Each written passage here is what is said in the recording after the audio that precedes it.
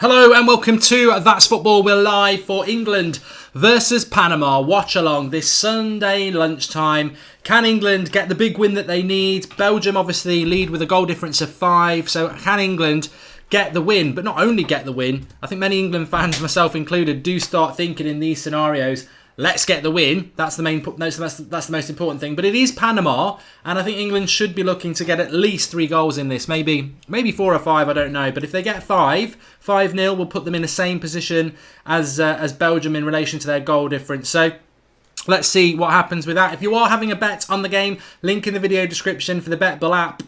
It's available on Apple and Android. Do give it a download for free. Really good app. And if you want to follow some accumulators on there with people, really good app to do it. But the team news is in, as you can see. No different team for England. Apart from Dele Alli doesn't quite make it. So Loftus-Cheek plays, which I think is a good positive for this game, and we would expect to be winning this game anyway. But the England setup, the England lineup is a positive one. It's one that I think will work really well throughout the tournament with what I still believe for England is quite a limited squad. I still say it's the worst squad that's ever gone to a World Cup, but it doesn't mean that they can't do well in this tournament. If you've got a team that plays well together, we've mentioned this quite a few times in this tournament, if you've got a team that plays really well, you're laughing, really. You're going to do well in it. So, and England don't really have stars. Yeah, Harry Kane's probably the biggest star in the team, but he's a grafter, he's a worker, and that could work for them. I mean, I'm still recovering a little bit from that Germany win last night. How disappointing was that? But you know what? On reflection today, we're taking away the disappointment of Sweden. They're 10 minutes against 10 men and they parked the bus. And they didn't bring on a quick striker anywhere near enough, and Germany went for it. And fortune favours the brave, doesn't it? Yeah, it was probably a little bit too long. Yeah, the referee wasn't the best, but Sweden had the destiny in their own hands, and I think they went a little bit too defensive for mine. But would I have played Marcus Rashford, says It's Teal. You know what? At the end of the day, in relation to Marcus Rashford, I'm quite relaxed. This is game 2. England should play at least 4 games in this tournament. Marcus Rashford off the bench is a very good option. I'd like to see him coming off the bench again today.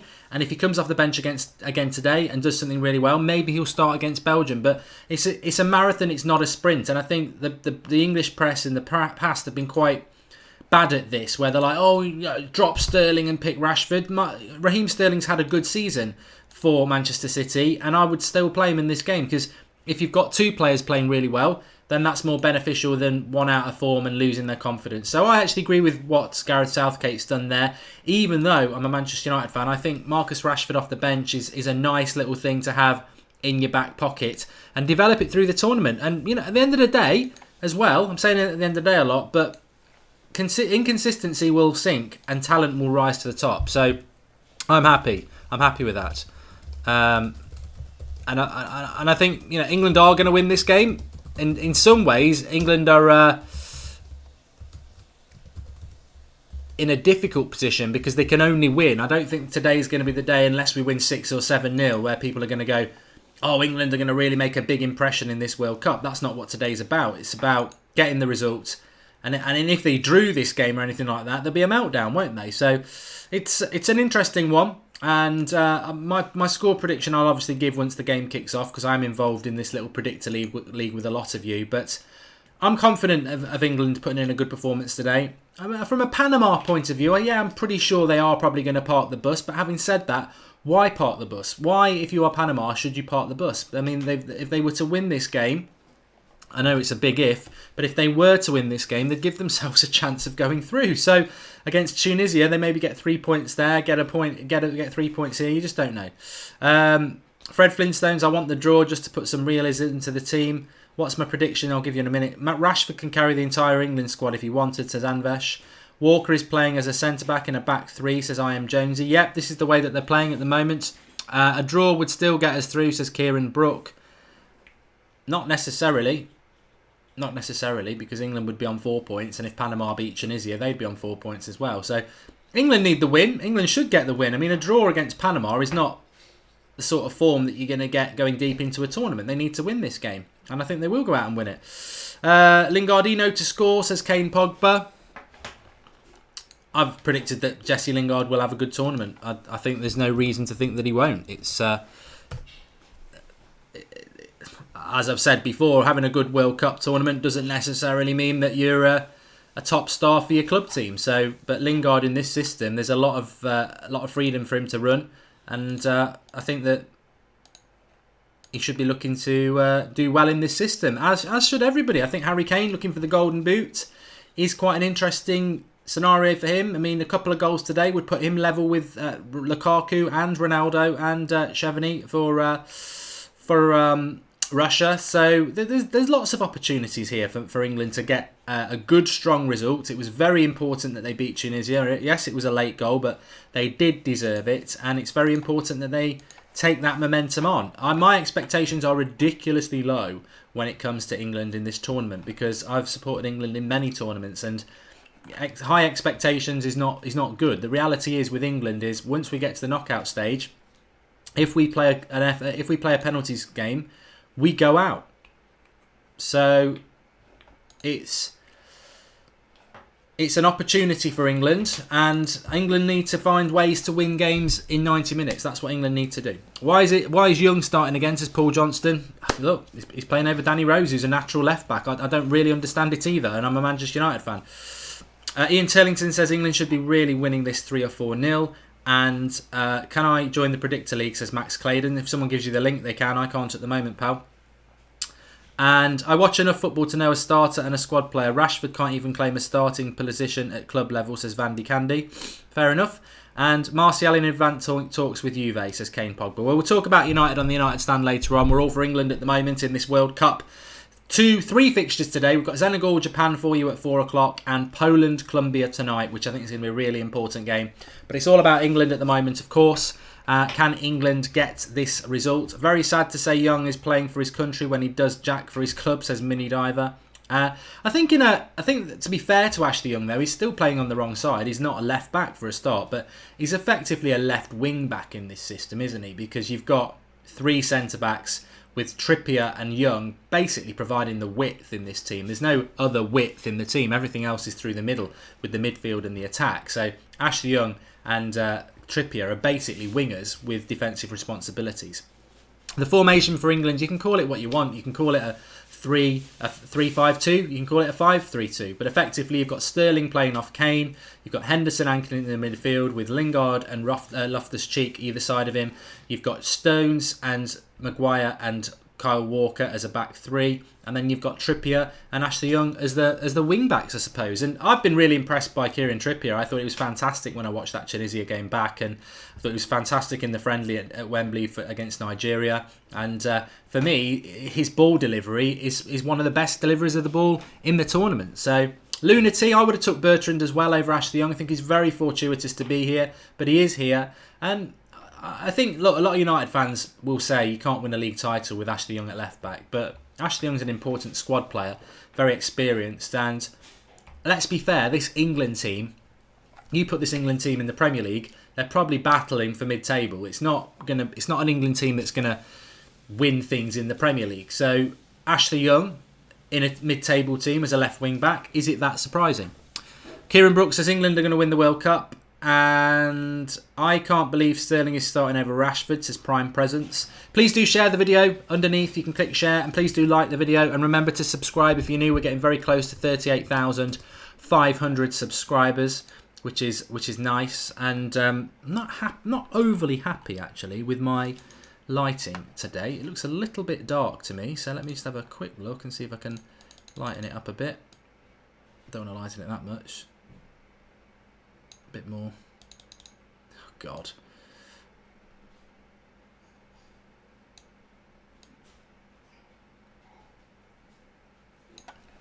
It's a bit better, isn't it? It's a lot better. I think it's a lot better anyway.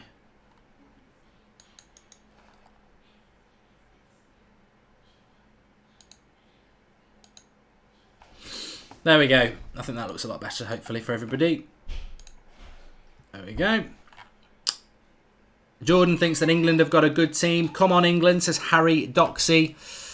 It's an interesting game for England today. I mean, Thursday is going to be very interesting against the Belgians. And I think England, depending on what the scenario is in the group that we're going to play in the knockout stage, will be very interesting as well. But they can only win this game today. They can only win this game today. There's no other result that's possible, and I would hope that we get a few goals because that's what we need to see.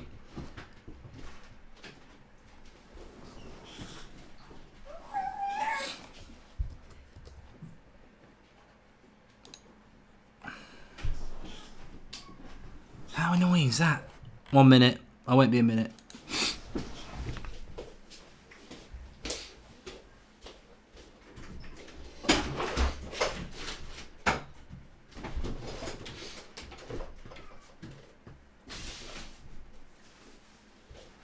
Got a nose like a tap today as well. Summer cold, of all things to get, summer cold is not good. So, got a bit of a running nose, but back in the room now. Oh, the lighting's pissing me off today, I've got to be honest with you. It's because it's so sunny and there's a window in the room, so the lighting will just keep changing throughout the game, which is frustrating a little bit, but hopefully it'll be alright. England's got easier teams if they come second in the group, says Kieran Brook. Well, they're going to have to go some, aren't they, to not be second in the group, because Belgium's goal difference is far superior, so they're going to have to go some not to be second in the group. But today is the opportunity to do that, isn't it? I'm just sharing the link. Please do share it as well.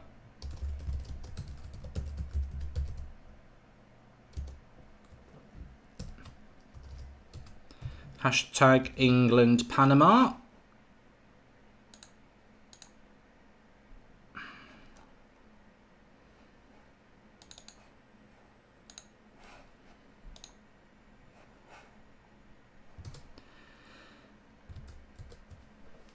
So we're about 19, 20 minutes away from kickoff, and Belgium to win the World Cup. England's going to win, says the Doodle Guy Gamer. Why is Sterling starting? Matthew McFadden's just put the Super Brew World Cup League Predictor link in the live comments if anyone wants to join it. I know a few people were on about that. England are going to lose 2-1, says Toby the Greatest. England aren't going to lose this game. I think if Panama scores, it'll be a miracle.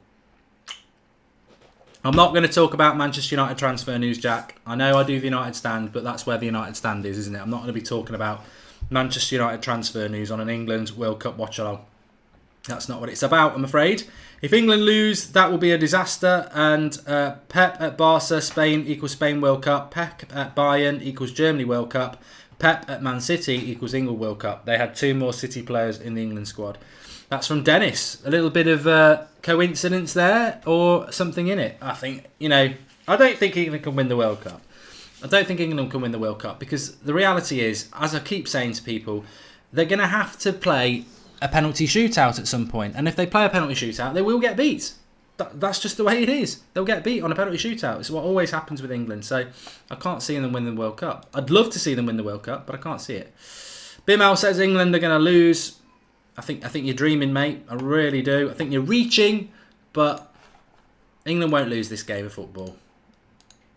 It's wishful thinking. I know we're going to get a few trolls in here who are anti-England, and that's absolutely fine. But England won't lose this game. I'm more than happy to say that. It's just a case of how many goals they win it by. And England, to be fair, in the past do struggle to score goals.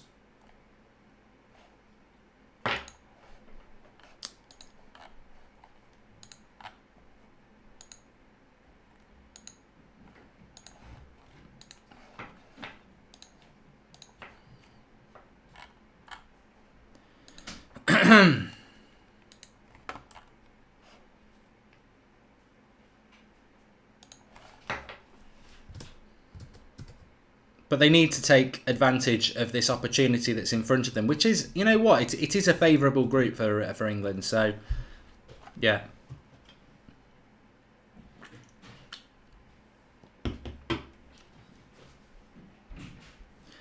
If you're having a bet on the World Cup, got a link in the video description for BetBull. Really good app you can use. Effectively, If you are somebody who likes accumulators, they have like little tipsters on there that you can check out, see how successful they've been with their bets, and jump on their accumulators as well. So you've got to be over 18. Please do gamble responsibly. But if you are in a bet on the World Cup and you fancy an accumulator, get the link downloaded. It's BetBull, link in the video description, and there's still time to get one on for the England game. I can't believe I've got a fucking cold in the middle of the summer. It's a right irritator. So I hope this game's not going to be irritating either. Christopher Morton says there's no great team this year. England can win the World Cup since any number of about 10 teams could win it as long as no damn shootouts. I think that's the main thing, Christopher. I think it's if there's a penalty, then there's going to be trouble, isn't there? Because a penalty shootout will put England out. It's very difficult, isn't it? Paul Duffy's wishing England the best of luck. He's going to go 4-0. Up the Panama, says Caher. Nice one. We're live on the United Stand at 9 o'clock tonight, mate. You sure it's not hay fever, says Nick? No, it's going around the whole house. It's really irritating. I have got Mad Marcus joining me, actually, as well. Which should make this very interesting. A little bit of a blast from the past as well. See if I can get him on. So... we're singing for England. England. We're singing a song. To me, I was much more excited about the Tunisia game. I've got to be totally honest with you. I was much more excited about the Tunisia game because that was really important that we got off to a good start in the tournament. But with this game, it's really important that we win it. But I'm not massively concerned about it. It's about... the Belgium game on Thursday is going to be really interesting for England. Will Belgium rest players? Can we push through and get a few goals today? That's what it's going to be really all about as far as I'm concerned. But I will get you Mad Marcus' score prediction in a moment. Hello, can you hear me? Hi, mate, you alright? I'm good, thanks. You? Yeah, not bad. I was just going to message you, say get your Skype on. I'd forgotten. I was getting stuck in the moment. I wasn't really. I've got a bit of a cold, so you're very welcome today to sort of share the load. That's all right. What's your thoughts on this? What's your score prediction? Because I can't give my score prediction until kick-off because of people copying my score for the Predictor League. But what's your thoughts? I'm going for a comfortable 3-0. I think anything above 3-0 is a bonus. It's a pretty much straightforward, isn't it? I think I can't see Panama causing any trouble. I'm a bit worried about England breaking them down, though. I think it might take a good 15-20 minutes to actually get into our rhythm because they'll have all 10 men behind the ball. But yeah, I'm quietly confident and looking forward to it. Yeah, I think you're right. I think a 3-0 is the minimum. I think that's spot on, actually. I don't know what people in the live comments think. I think 3-0 is... anything less is probably not a good performance from England. 3-0 is acceptable, and anything above it is good. Yeah, definitely. We saw the Belgium game yesterday. Tunisia caused a couple of problems on the counter attack, so I think this is probably going to go the same way. They'll sit back, they'll let England come onto them. We'll have plenty of possession, but I think the only thing that's a problem is hopefully we can play quick football in that heat over there. Yeah, 31 degrees for people who aren't aware. It's meant to be 31 degrees in this game, so. England have to conserve energy, but they've got lots of players on the bench. You've got your Vardys, your Rashfords. Use the bench, definitely. Use the width. And an early goal and obviously would help England out. But, yeah, you've got... you're spot on. Belgium won this game 3-0. They smashed Tunisia. We didn't smash Tunisia. I don't think we expect to be at the same level of Belgium at the moment. And we've got to grow into the tournament. But you don't want the confidence to drop, really. A last-minute winner against Tunisia would have given them massive confidence. Anything better than 3-0 today or 3-0 and we're happy and we move on. Yeah, definitely. I mean, if the theme of the World Cup at the minute is that all the big teams seem to struggle against the lower teams. You look at the Argentinas, the Brazil, Germany in the first game and then yesterday. So, I wouldn't think that just because England are playing bad that they're not going to go far or not going to do well. Every team's taking at least 2 games to get into their rhythm. So hopefully today England put on a good performance, dominate the play, and get a few goals to boot as well. Yeah, definitely.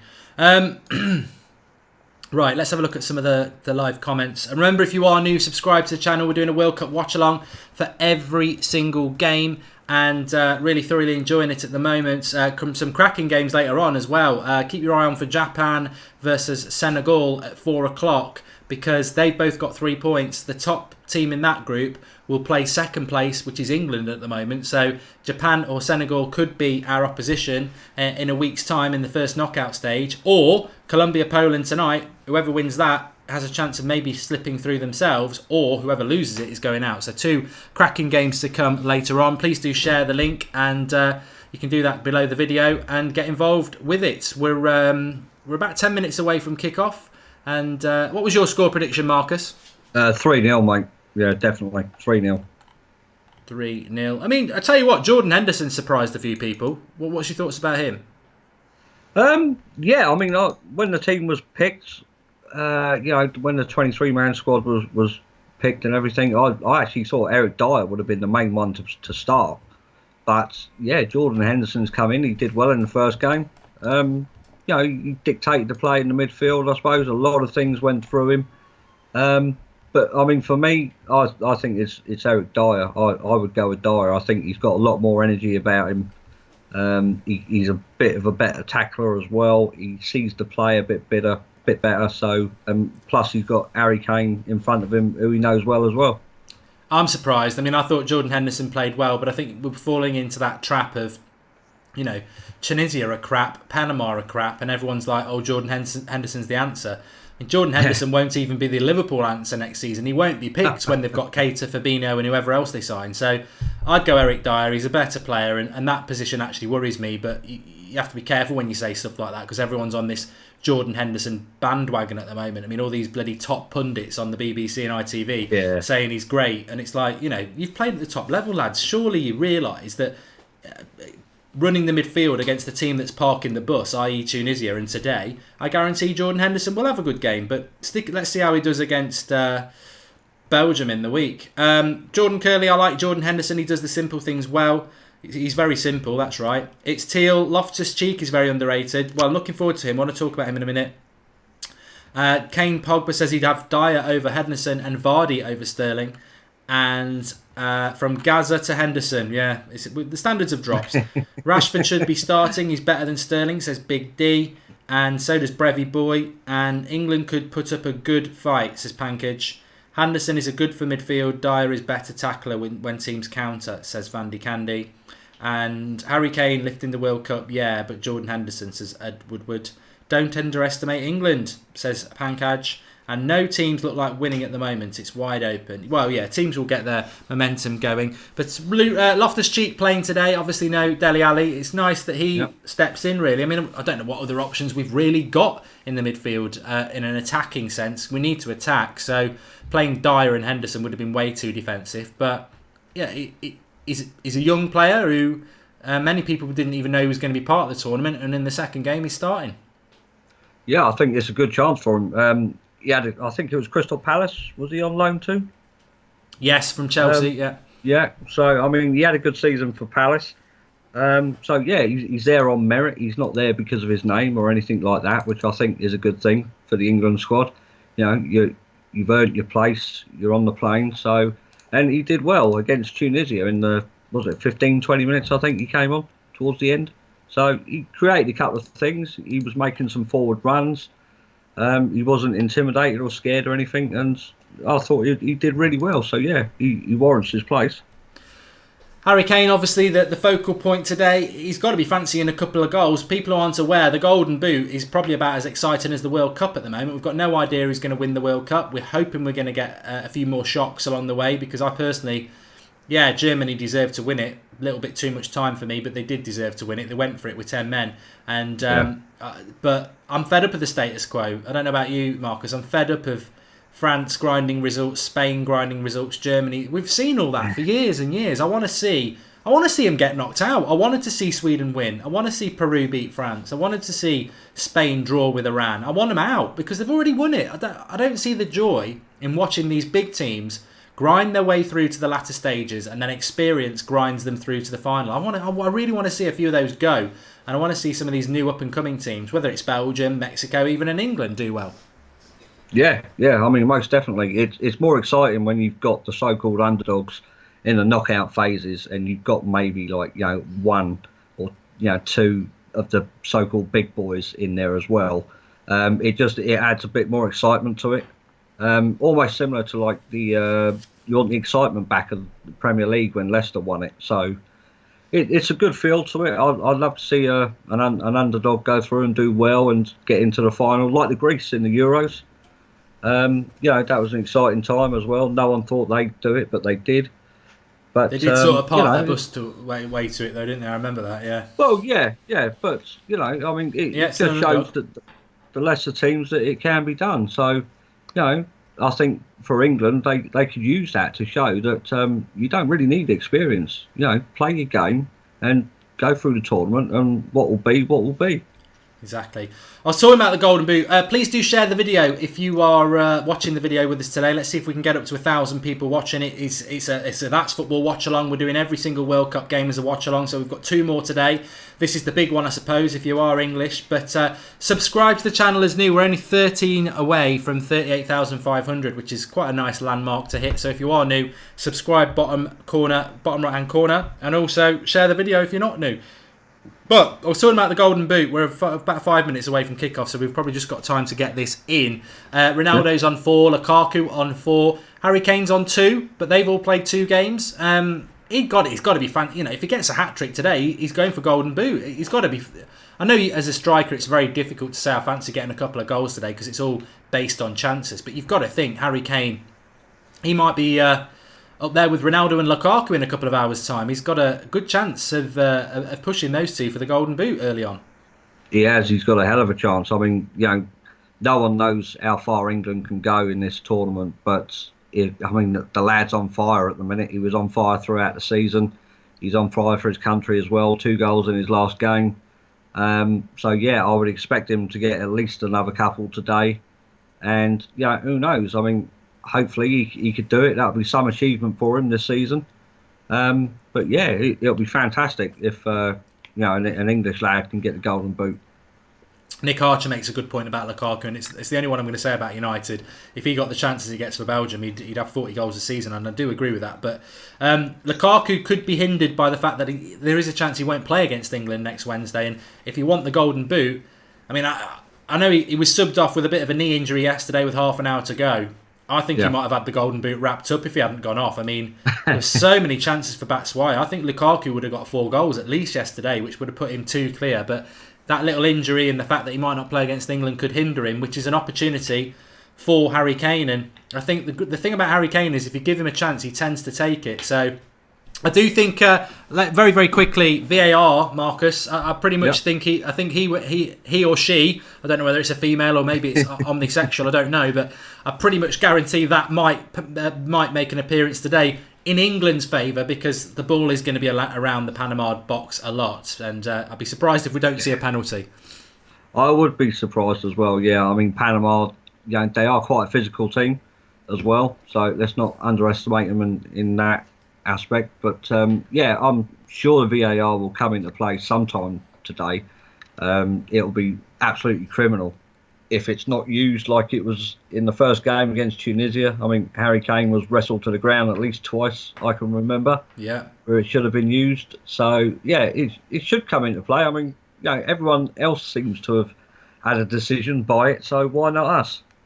Luke Skywalker says, I also remember that Lukaku didn't take the penalty, Hazard did. I saw a very, very funny comment there, which I'm going to claim because it went by too quick. Hex says, England are very overrated. That's not the funny comment. Somebody did say that Batshuayi could have won the Golden Boot in half an hour yesterday, yes. Which is pretty much true. He did. I know he scored, but he missed about 5 or 6, so he could have had it wrapped up in half an hour as a super sub. But I wanted Rashford to start, says Kunal. I'll come back to that. I'll ask Marcus about that a little bit into the game because we're getting close to kick-off. But I've had my say on that. I'm quite happy with him not starting. It's a tournament, and I think when you've got a player like Rashford, don't you're gonna ruin Sterling's confidence in the second game and bring Rashford in.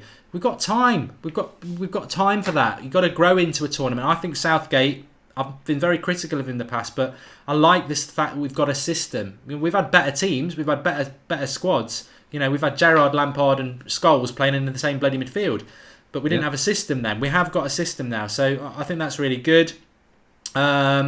Tam Trainer says Panama have got a lot of players on yellow cards. Well, I wouldn't be surprised about that. What are you looking? Says Panama are going to win. We'll remember you a little bit later, mate. And think England are going to win by the odd goal, says Phil Foster. It's about England. You know, Marcus said it well. It's 3-0 is a good result. Anything less than that, I think England might get a few pelters. Anything better than that, and people will be very happy. So I think England 3-0 is probably, against this sort of opposition, is an okay result. Anything less, probably a bit of criticism. Anything more, probably a little bit of a confidence boost, which is good. We've got a lot of anti-England people in. Look, everybody's welcome on That's Football. It's fine. That's what the channel's all about. It's about those opinions. It's about those debates. So that is absolutely fine. We want to encourage that throughout the World Cup. You know, the big debate points. We always seem to get a big debate point which splits opinion, which is good. So if you are new, subscribe and get involved in the debate. The kickoff is there. Marcus said 3-0. I can now tell you my prediction is 4-0 to England. So let's see how it goes. But it's nice. We're just talking about it there, Marcus. It's a nice game for England. It is a bit of an easy group. The Belgium game's the hardest game, but you get that third, so you're pretty much qualified by then. If it had been the first game, it would have been a bit of a challenge. But you can feel your way into this tournament, and that's what I feel about Rashford. Let's feel our way in. Let's not play all our cards at once.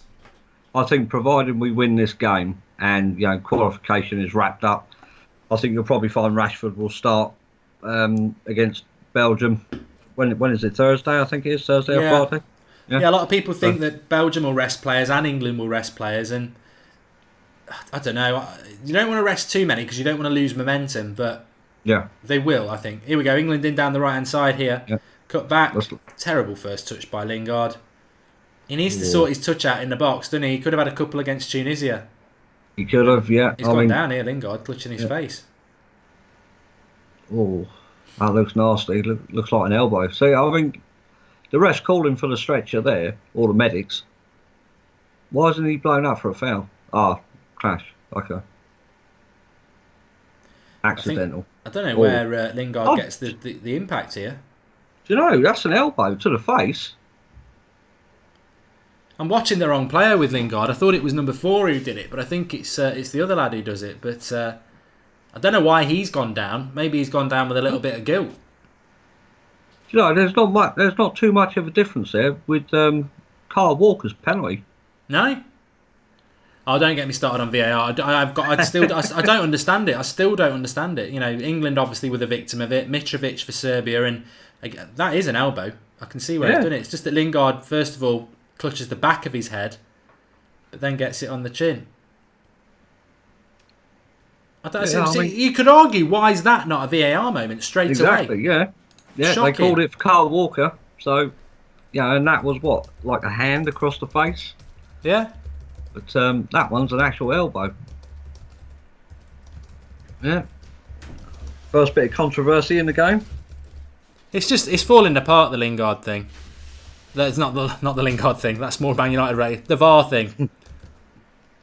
I think with yesterday's game, I heard on the radio last night that the VAR was actually replayed to the ref, and he chose via the earpiece or the watch, whatever it is, and he chose not to not to look at it. Right. I'd said something about that as well, to be fair, and it's just totally wrong, isn't it? But I think in that situation, and Darren Sweetman just says the ref's shocking, but Mark Willis says he's used his elbow, it's red card. I'm not really fussed about the yellow card or the red card. I don't know what anyone else thinks in the live comments, but what I am fussed about is when you watch it back, it's clearly a VAR review. Yeah. And the VAR people will have seen that, and they should be into the referee's ear. So unless, like Marcus said, the last night referees, he's done the same thing again and said, I don't want to look at it. When you look at that from VAR, which they will have looked at it, they should be saying, you might want to have a look at this. Yeah, so I mean, I think ultimately the decision lies with the referee, whether he wants to look at it or not. But going back, quickly to last night's one, the Sweden penalty that should have been given, he overruled that because he was in a good position. All right. Yeah, well, he's wrong, and that's on the referee, and that should be publicised then, because we're all criticising VAR, but actually that's a bloody stupid ref. Prajeet says it wasn't a yellow card or a foul. All I'll say is I don't care if it was a yellow card. I think it probably was accidental, but fouls are accidental. I'm not bothered about the red card or whether it's a yellow card. It probably was accidental. What I'm saying is, accidental or not, it's a foul in the box. It's dangerous, and it should have been reviewed, and it should have been a penalty. Panama are in. Well, finishing like that, they ain't gonna cause many problems. Bit of an overlap there for Goddy, number 20. He's got a bit of space into the box. I don't know where England's defence is here. Trippier seems to be way out of position. He should have put that on target for me. Bit of a let off for England, but just shows you it's not going to be a walk in the park, Marcus. No, I guess. Like I said before, they will put up a bit of a fight, but I really think England should be waking up here and dictating the play straight from the off. I mean, to be fair, just before Lingard's foul, he gets a good ball into the box, and his first touch. I mean, Lukaku gets a lot of stick for United, but that was a poor first touch from Lingard, and I think the final third, another foul here. The final third from Lingard in this tournament so far, he needs to just sharpen up a little bit because he's great at getting into the positions, but we talk about golden boots. I don't think Jesse Lingard's going to win the golden boot, but he's had chances in this tournament so far. He has had a fair few. I mean, Sterling had a few as well in the first game. Yeah. Panama have come to play, says Louise, and I would have put that on target with both feet, and I ain't a pro, says Kane. Mike Bassett says Loftus-Cheek with a headless chicken moment.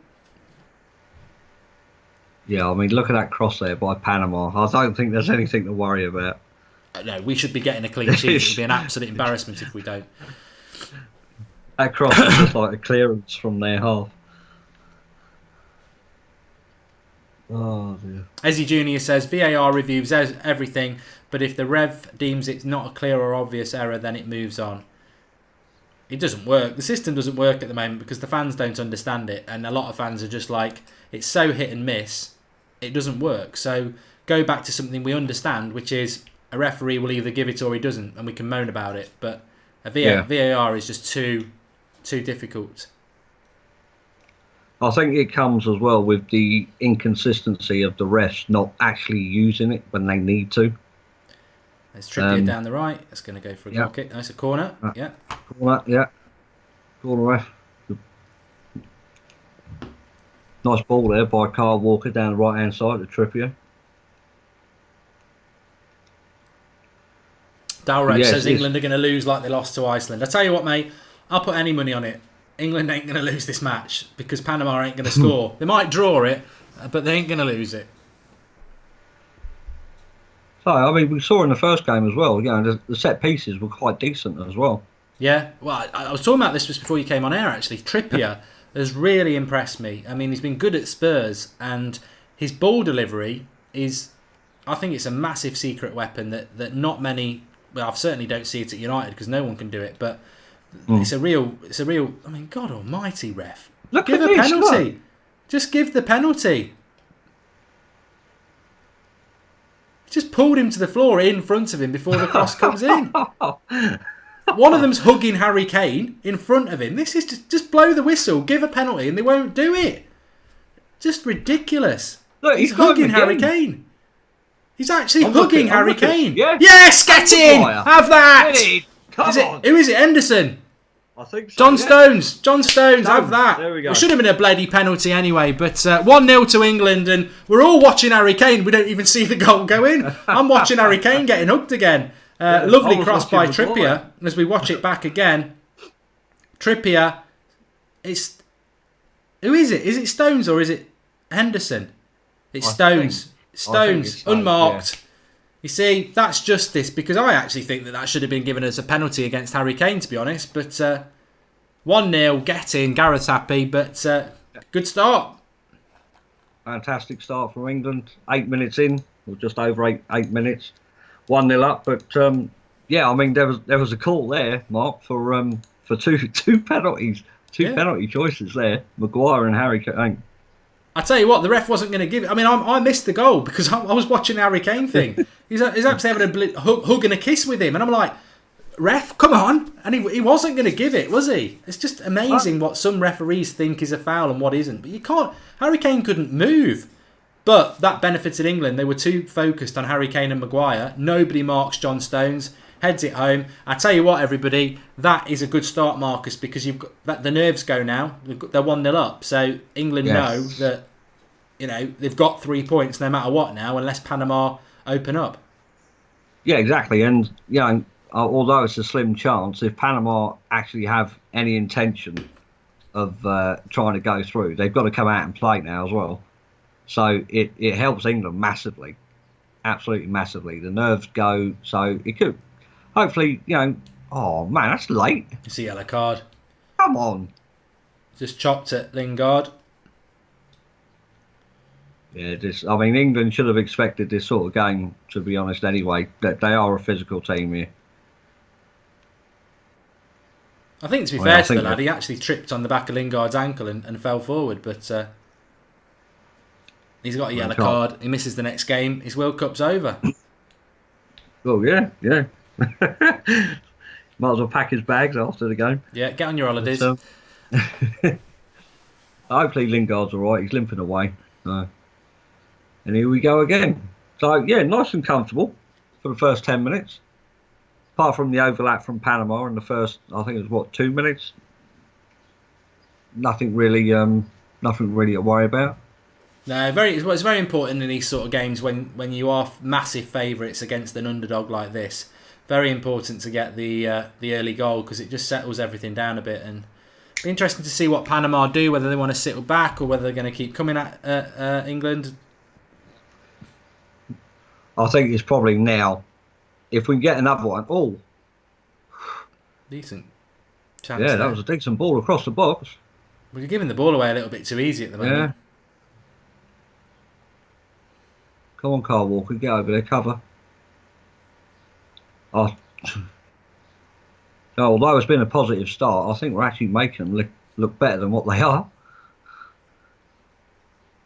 Red Jedi says, England are my surprise team to win it. I tell you what, mate, I'll be very surprised. Even as an Englishman, I think, quarterfinals, I'll be very happy.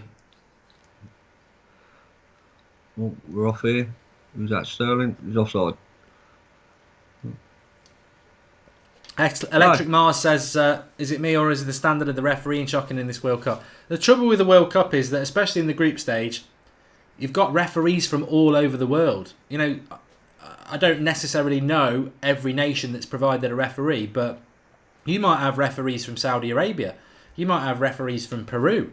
And their standard of their national league is very different to what we're used to in Europe, whether you're Spanish, in English, whatever.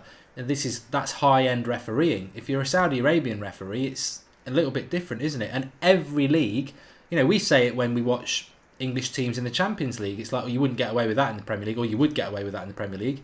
So it's very, very different. But I'm glad we scored from that corner. But to me, that was a foul on Harry Kane. You can't hold somebody like that. Harry Kane couldn't move. No, yeah, definitely. It was almost like a rugby tackle, wasn't it? Really, like a WWE move. Yeah. He just had his arms around him and he's pulled him to the floor. What are you mocking us again? He says Belgium beat Panama 3-0. We're only 12 minutes in, mate. Yeah. Didn't Panama, was it 0-0 half time? Yeah. Belgium? Yeah. Sit down. Yeah. So we're doing better. Prajit says, who will England play if they finish second in the group?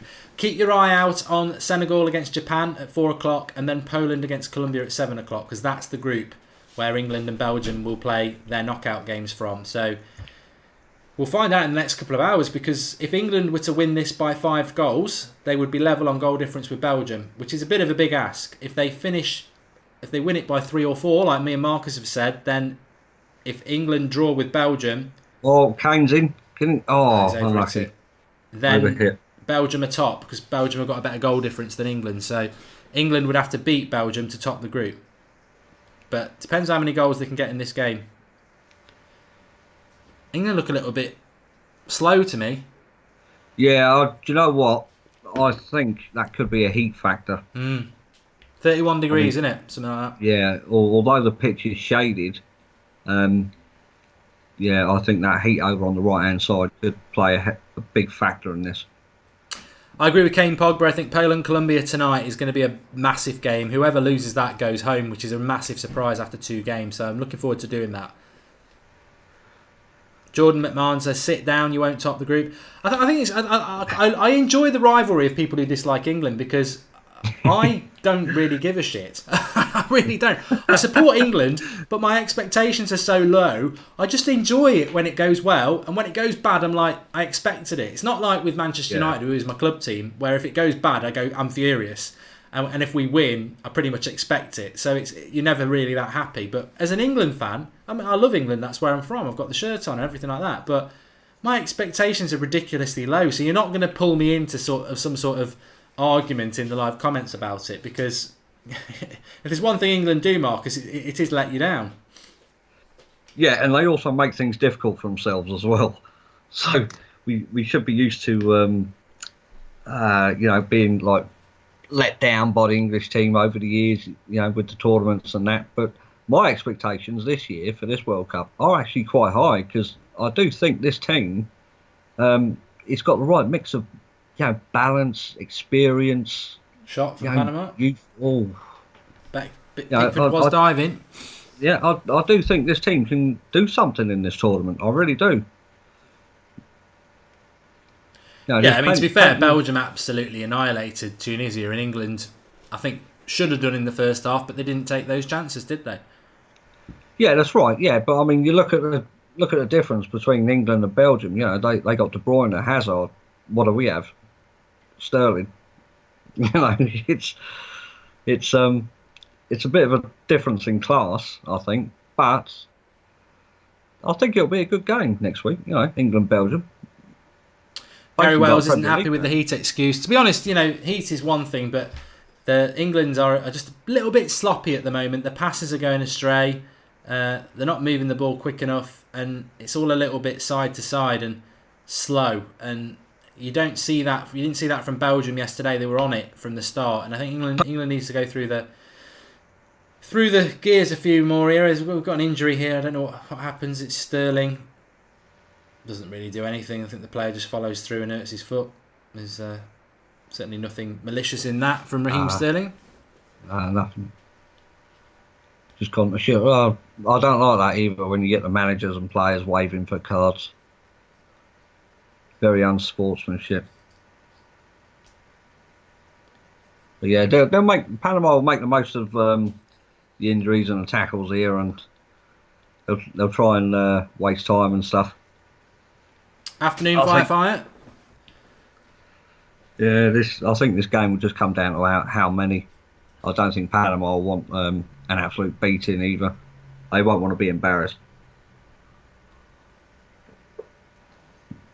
But yeah, limp off. Go on. But Rashford's on the bench, Rahul. When he's showing the goal back, I mean, Harry Kane, yeah, you're right, wrestled to the ground. Fantastic header by John Stones.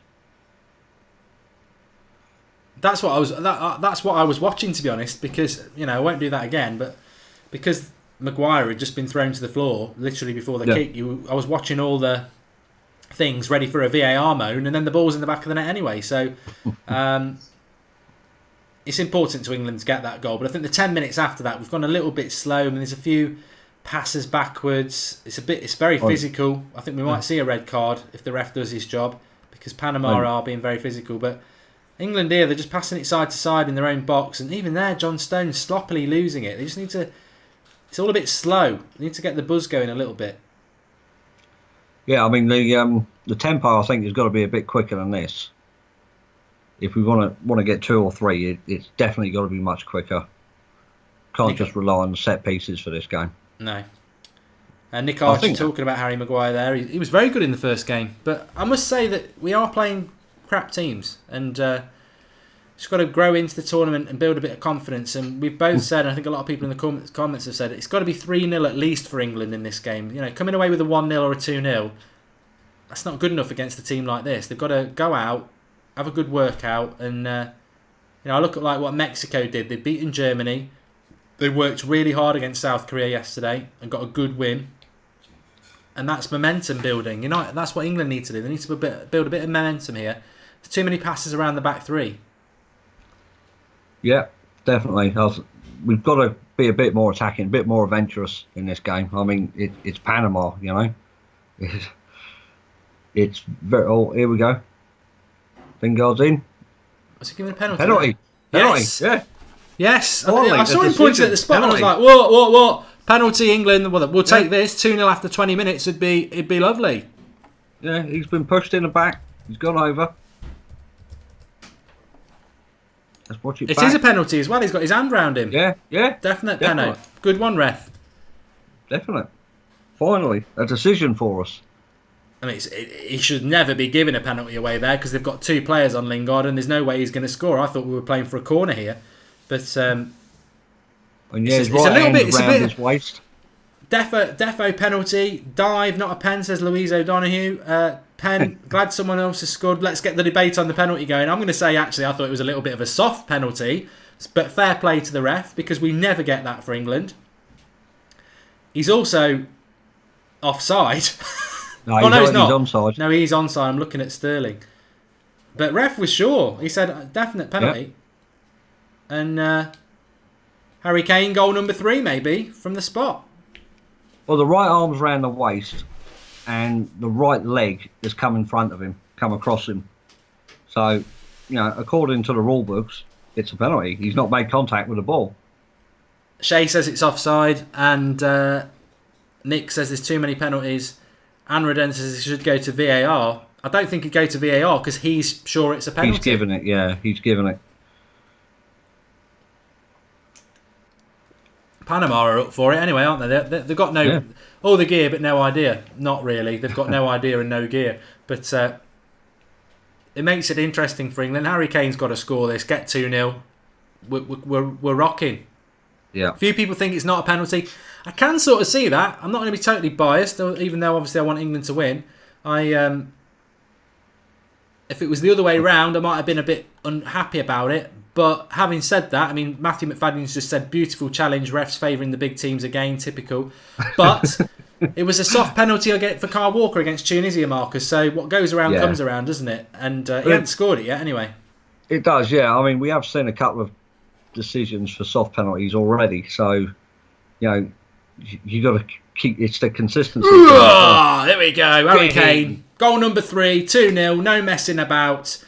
Come on, Antoine. Have some of that. 2-0. Lovely. Fantastic. Great penalty. No stopping that. No goalie would stop that. He smashes them, doesn't he? Yeah. Top left corner. What's he blowing up for now? What's the ref blowing up for? I don't know. We're seeing the penalty back again and again, but there's something going on here with the Panama players pointing at something. I think they're saying it wasn't on the spot, but it was. Yeah, he's giving it anyway. Yeah. 2-0, England. There we go. Nice start. Cruise. 2 goals after 20 minutes. Keep that rocking on. Only one off the 3-0 that we all feel that we need to get. And it's not been an amazingly brilliant start for England, has it? But a set piece, a bit of a nice penalty, and we're rocking. Yeah, I mean, like you said there, penalty, set piece. We've had plenty of possession. We've not really done much with it. We've just been playing it around the back. You know, we've not created an awful lot, but what we have created, we've put it away. Yellow card for Loftus-Cheek there. Yeah. It needs to be a bit disciplined, these England players. So I think if we can get to half time and it's 2 or 3-0, it could be a good opportunity for Southgate to couple of changes second half, give some people some game time ready for Belgium. Tell you what, Marcus, and everyone at home, England should go for 5. Get 5, and we're level with Belgium on goal difference, and it makes that last game really interesting because level with them on goal difference, level with them on points, last group game, so we'll know when we kick off against Belgium, if you finish top, you play this team, if you finish second, you play this team, and everyone's got a choice to make, haven't they? Because it's like, do you play for the draw or do you go for the win? Well, don't we play someone from the Colombia-Poland group? Yeah. Yeah. Which, to be honest, it's much of a much, isn't it? I mean, yeah. I'd probably rather play Japan, but I'm not convinced Japan's are going to still go through. Japan. I call them Japans because I don't think they're that good. But Danny Dobson says it's coming home. Kane, I'm not singing any of that yet. I'm not even. My normal ritual for England when it's a tense game is I will put a bit of Badil and Skinner on to get myself in the mood, a bit of World in the Motion. But that's what I did this morning. Yeah, I haven't done it today because I just think it's a straightforward win for England, isn't it? But subscribe to the channel if you're new, bottom right hand corner. I mean, obviously this matters because we're English, but we're doing every single World Cup game, and there's debate points in every one, isn't there? And they're still raging in the live comments. I've heard this a few times. A few people are saying that it'd be better finish second than it's Mexico in the quarterfinals, says Chris Watson. Yeah, I think if you look ahead, like through the quarterfinals and the semis, yeah, probably second would be best. I think, I don't expect England to win it, but actually, is there anybody in this tournament that on their day you'd be terrified of England going against? I mean, if England were on their day, I'm not saying England are better than Spain because they're not, but thinking people say, oh, you want Mexico in the quarterfinal over Spain or Brazil. Actually, I don't know. I don't think there's worlds of differences between teams now. I mean, we've seen that with Mexico. They beat Germany. I think Switzerland drew with Brazil. I think Switzerland and Mexico would be as dangerous as a Brazil in some ways. So we'll see what happens. Kane scored the second, Quavers 12. It was a penalty. Little bit soft, but I don't think you can argue it's a penalty, really. It was a little bit soft, but we were talking about it there. Kyle Walker's was a bit soft, and, we conceded that against Tunisia, so... Yeah. It was stupid from Panama. That's what it was. I think that's why, if you're anti-England, you're saying it's not a penalty, because it should never have been a penalty, because they should never have been making that sort of a challenge when they've got two players on Lingard and he's not in a goal-scoring position, just shepping him out, but... clumsy from a team that looks very clumsy. Yeah, definitely. They look like I thought that was a foul on Sterling then, but no, it's offside. Yeah, they look like they've got no organisation, Panama. I mean, very similar to what we saw yesterday with Belgium and Tunisia. The first 10 minutes from Tunisia was absolutely awful. They were all over the place. I actually would like to see Rashford playing up with Kane, because I think Sterling just doesn't have the physicality for this sort of games. Yeah, plus he's very one-footed as well when he's Sterling. He doesn't do nothing on his left, so yeah, I think maybe even Vardy. Yeah, with his pace would probably help in the second half actually. Or Kane, no, he ain't getting that. But yeah, it's quite comfortable. Yeah, it's just a matter now of how many, and I'm pretty sure Panama will still look to shut up shop and not make it look like an embarrassment. But Panama got the ball here and they're off, playing it out to the left. Well, get us your score predictions in. Marcus went 3, I went 4. I think we'd all love 5 or more, because that would put us top of the group. Do you know what? I think it's actually a blessing that you get these so-called easy games first. So, your team can warm up, you can gel, get to know each other a bit better, the way you play and everything. But hopefully, the England and Belgium game will probably be a decent game. And we'll see how far we can go when we get to that game. Be a good test. Come on, England, get the ball here. The Panama just knocking it about. Mr. ASG says Henderson's been decent the last 2 games. I'm happy to admit these things if I'm wrong. I wouldn't have admitted that, ASG. I think you've jumped way too soon there. How can you say a CDM is as much improved and is good playing against Tunisia and Panama? These teams are shit, mate. They really are. They're offering nothing. Don't judge Henderson till we're playing against better teams, because I tell you what, then you'll see the real Jordan Henderson. I could play CDM against Tunisia and Panama. You're just standing there with sod all to do. It's not hard. I'm not saying he's not going to be good against Belgium and the knockout stages, but he won't even be playing for Liverpool next year. And we've got him playing as our holding midfielder. I think he's crap, and I always have. But he will shine in a game like this because he's playing against pub teams, isn't he? Well, he is. I mean, playing against a weaker side, makes any player look good, doesn't it? Really, but. Yeah, when you're just standing there shielding, there's not really much else you got to do, is there, against these teams? I mean, it's just a matter of knowing your position, and that's about it. Just get the ball forward. Man United FTW says 5-0. Lingard's going to get a brace and Rashford to come on and score. You heard it here first. Well, remember, Harry Kane's only 1 goal off the Golden Boot leaderboard now. Ronaldo and Lukaku on 4. Harry Kane's on 3 now with Kereshev from Russia, and I think Costa has got 3 as well. So it's a really interesting race for the Golden Boot. Yeah, hopefully these people that are in the race for the Golden Boot stay in the tournament till the end. But Harry Maguire's done pretty well so far. Yeah, I think him and Trippier have been a real, not a real. I think the thing I find refreshing about Southgate, I was going to say this as well, is that you look at the goalkeeper situation as well. Any other manager we've had at England over the last 20 years, that would still be Joe Hart, because it's all about reputation.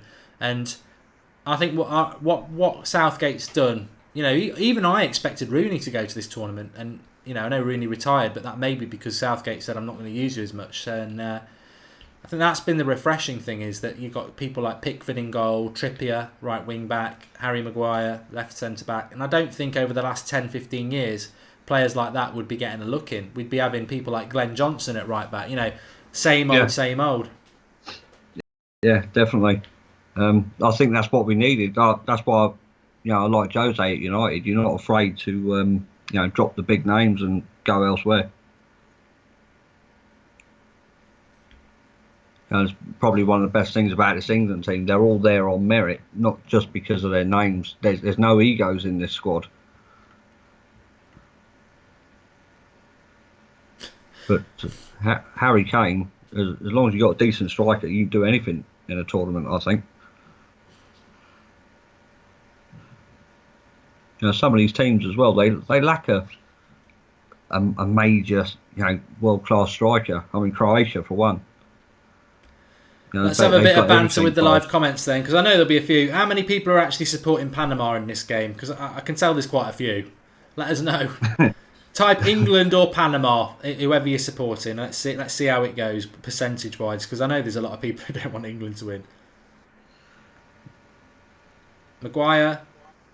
Ooh, onto the roof of the net. Another chance from a set piece. I don't think we scored from open play yet either, have we?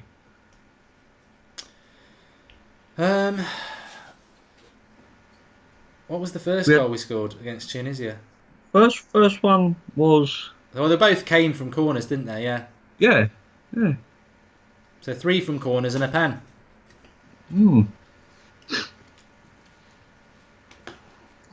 Here come all the England and Panama in the chat. We're still getting more England, which is good. Yeah. There's a few Panamas though.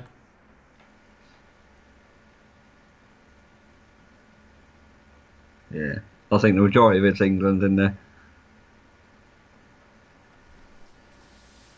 Couple of people. Adam Wynne Robinson says Panama and Welsh. I think it's sad the amount of Scottish, Welsh, and Irish people who don't support England, because I always want Ireland and Scotland and Wales to do well. Cue the political argument. Yeah.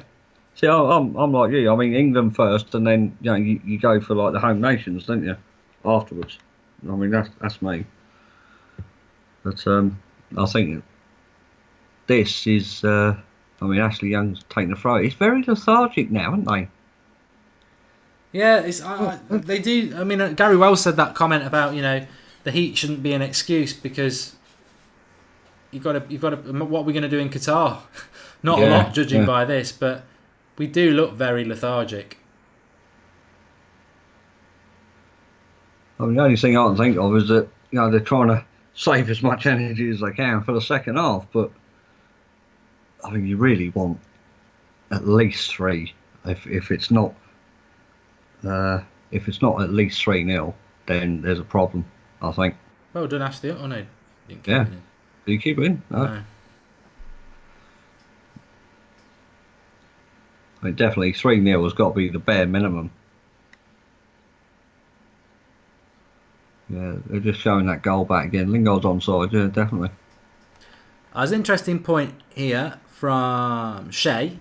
funnily enough. He's Irish. He says, anyone from Ireland doesn't support England because of what happened years ago with the North. Well, I lived in Southern Ireland for 3 years, and people used to say this to me, and I used to say, well, why do you support Manchester United and Liverpool then?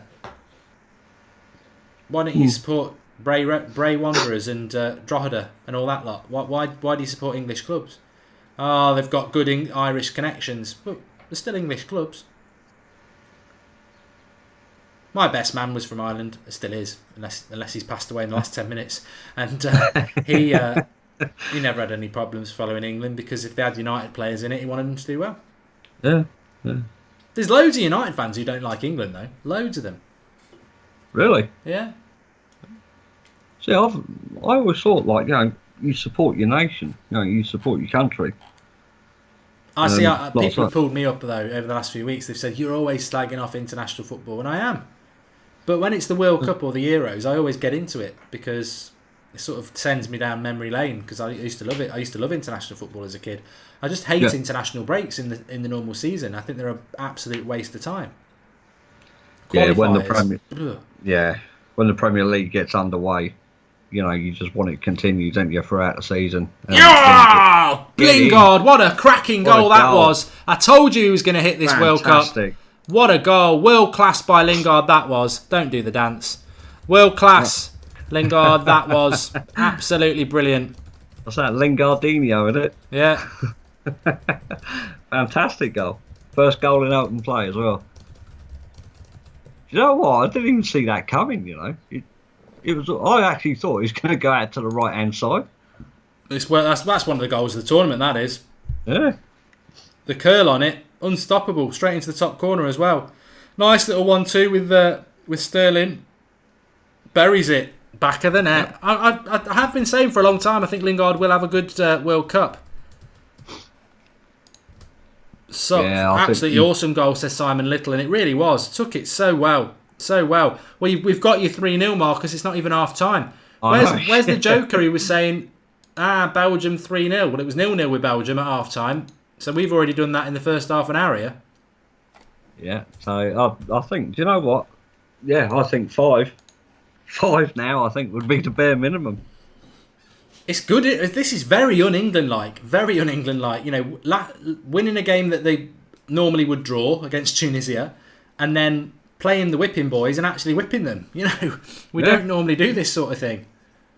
No, normally it's the 2 or 3-0 job and that's it, isn't it? We just tend to keep hold of the ball, but hopefully now, especially in the second half, they come out and they keep on going for it because Southgate, I think he'll probably tell them the importance of finishing top of the group. Well, it's all about confidence, isn't it? You can't be in the group stage thinking, let's just draw this game because we might get an easier tie. You can't lose momentum. You've got to keep momentum going because it's hard to, you can't just turn it on and off. So momentum's really important. There's a great comment here from Jordan Thompson who says, how did Panama qualify but America didn't? I mean, if we've got any Americans in the live comments, how bad are you? Because Panama are absolute crap. And they have been crap. They're probably one of the worst teams in the tournament. But I think with England as well, as I said earlier, we were talking about it. There's no one really in this World Cup that has really lit it up, as a whole team. I mean, the Spain-Portugal game was a great game, but I don't think there's anything to be scared of. No. We know with Argentina, stop Messi, you stop the whole team. Brazil, stop Neymar, you stop the whole team. Germany looked average first game. They were lucky yesterday. So, I don't think there's anything to fear. Callum Christie says it's just Panama. You spot on, mate. Look, expectations are not going to... We're not singing it's coming home or anything like that yet. And there'll be a lot of people who are pissed up in England today who probably had about 10 pints already and they'll be singing it's coming home. But it's only Tunisia. It's only Panama. And, you've got to take it steady. But it's encouraging as an England fan to see us be 3-0 up at half-time against the team that we should beat because that's not really what England do. So they're stepping in the right direction and, they've not been... The thing is, we've not been that good this half, have we, really? We've had a penalty, a set piece and a bit of brilliance from Lingard. And I think England could have played better and not be 3-0 up. That's the funny thing. Yeah. But it's all about momentum and it's all about confidence. They would have took so much confidence from that late winner against Tunisia that they deserved. And they'll take a lot of confidence from being 3-0 up. And that's, in a tournament, it's all about belief and confidence. Oh, definitely, yeah. I mean, I hope Lingard's goal will be... unless... Yeah! Yes! 4-0, John Stones. Stones again. Sterling missed the sitter. Yes, We go, it's coming home. It's coming... No, I'm only joking. But it's coming home. It's not. But it's really unlike England, this is. You know, it's domination. Yeah, a lot of people, as I was saying just before the goal, a lot of people talked about the German second goal yesterday. Was it Royce or Kroos who scored it? Kroos, yeah. Yeah, so, I mean, hopefully the back pages tomorrow, the papers, will be going on about Lingard's goal as well. Sterling's miss there is terrible, but yeah. John Stones is there to knock it home. Sub Sterling off, get Rashford on, and we'll have 8. Do you know So what? That's your prediction's gone. It's not even half time. Mine's hanging by a thread because I predicted 4-0. One more goal, and we're joint top of the group with the same goal difference as Belgium. So 2 more goals, we're top of the group. And everyone's saying how great Belgium are, and you know. Exactly. Yeah, I was just going to point that out. You know, people were talking about Belgium yesterday and Lukaku and Hazard. So yeah, hopefully the England team get the same recognition now. I don't know whether they're trying to give the fourth goal away. It's going to VAR. I see why. He was onside. He was offside from the first free kick, but he's not interfering with play. So. Oh, yeah. Sterling was onside and Stones was onside. Yeah, he's giving it. Yeah. Yes. 4-0. Get on. I'm in shock. As an England fan, I'm in shock. 4-0 at half time. I mean, yeah, they're the whipping boys of the tournament, but Belgium were 0-0. Yep. Darth Vader says Sterling's trash. Well, we're 4-0 up and Sterling is trash. You know, John Stones is on a hat-trick. He's going for the golden boot. John Stones for the boot, yeah. Yeah.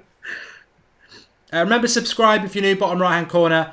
We're not just doing England games, we're doing every single game. So we've got 2 more games to come today, but obviously the England game's a big game for me and Marcus because we are English, so it's nice. It's been entertaining.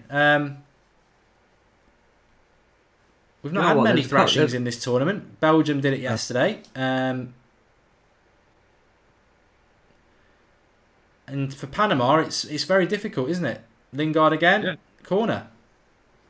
So there was a comment there. I think that it was from someone called Lamia saying typical English comparing Lingard to Kroos. Well, I wasn't comparing Lingard to Kroos. I was comparing the goal. Yeah, and you know what? I'm a Manchester United fan, right? I'm a Manchester United fan. Jesse Lingard should be on the bench for Manchester United. You cannot, because he scores a goal in the World Cup, or any goal he scores in the World Cup, the World Cup standard is nowhere near the Premier League or the Champions League. No, it's not. No. It's not. So anybody who has a good World Cup, don't jump on bandwagons that they're going to win. United are going to win the league with Lingard. He could score 10 goals in this tournament. He still wouldn't be a first team player for a top 4 team, Lingard. But he's a very good squad player and he's a very good impact player. But you know, it's a bubble. International football, World Cup. It's in its own bubble. It's there to be enjoyed as a festival of football. So enjoy it. But another corner coming. Why are we not getting penalties here? I think he's going to go VAR. Harry Kane, he's penalty He's gone penalty, yeah. It is a penalty. This ref's brilliant. Again, he's pulled to the ground. Yeah, you can't defend like that. Brilliant referee. I mean, yeah, fair play to him. He missed the first one. I mean, Stones, look, let's have a look. Stones is pulled. The ref is the GOAT. He's the greatest ever. Oh, those England haters are going to sit down. Don't worry, we'll get knocked out on penalties by Harry Mexico. Kane again. Look, he's got both his arms around him. That is a penalty. He's pulling his... Jesus. So this is for Harry Kane to level up at half-time with another half to go on the golden boot with Ronaldo. And this is for England to be joint top of the group on goal difference at half-time. So if England get another, if Harry Kane scores the penalty, they will be top. The referee's right though. I know this. I don't know whether people are moaning. There's a yellow card there for God knows what. But well done, the ref. He knows his job, says Gary Wells. Yeah, they got away with it on the John Stones penalty. It's just stupidity. Absolute stupidity to be grabbing a player like that. That's awful, isn't it? I mean, the referees were told to clamp down on stuff like this before the World Cup. So, yeah, I mean, fair play to them. Fair play to the refs that do it. At least they're not being intimidated by the players or the crowd and that, just to give it for the sake of it. It is an actual penalty, so fair play to them. Go on, Harry. I mean, could this be the highest scoring game of the World Cup as well? For England as well. Yeah. Well, he's got to score it yet, but what a half. What an absolute half it's been, and fair play to England. The grab was awful, says Vijadeep, which it was. Give it Stones for the hat-trick, says 1988-9 Dick. I did think about that. No way is a good striker going to do that. Lineker wouldn't have given it to Stones either. You're going for golden boots. Strikers have got to be selfish. Yeah. Go on, Harry. I think he might miss this, you know. No, same place, 5-0. Get in. Level on goals with Ronaldo and Lukaku now. Harry's going for the golden boot, and he's still got 45 minutes. I mean, Anaban's saying this could finish 10-0. Wouldn't it be amazing? Wouldn't it be absolutely amazing if he got the double figures? Fantastic penalty. Well, Panama's attitude's all wrong, isn't it? We've said there might be a sending off. They're trying to intimidate and be aggressive, but they're doing it against the referee who's got his head switched on. And 5-0 at half time is just absolutely stunning. But it's well and truly deserved as well. They've been spot on, absolutely spot on, England in this game. And I still don't think Marcus and everyone at home they've played that well. But they've not played that well going forward. We've had plenty of the ball. We've not really done much with it. It's been sideways across the back mostly. But when we have got forward, it's created things. So, Lingard got the penalty in that. We're just not going forward that often. Harry Maguire's gone down injured here. Hopefully he's all right. But if you think about it, corner from Stones.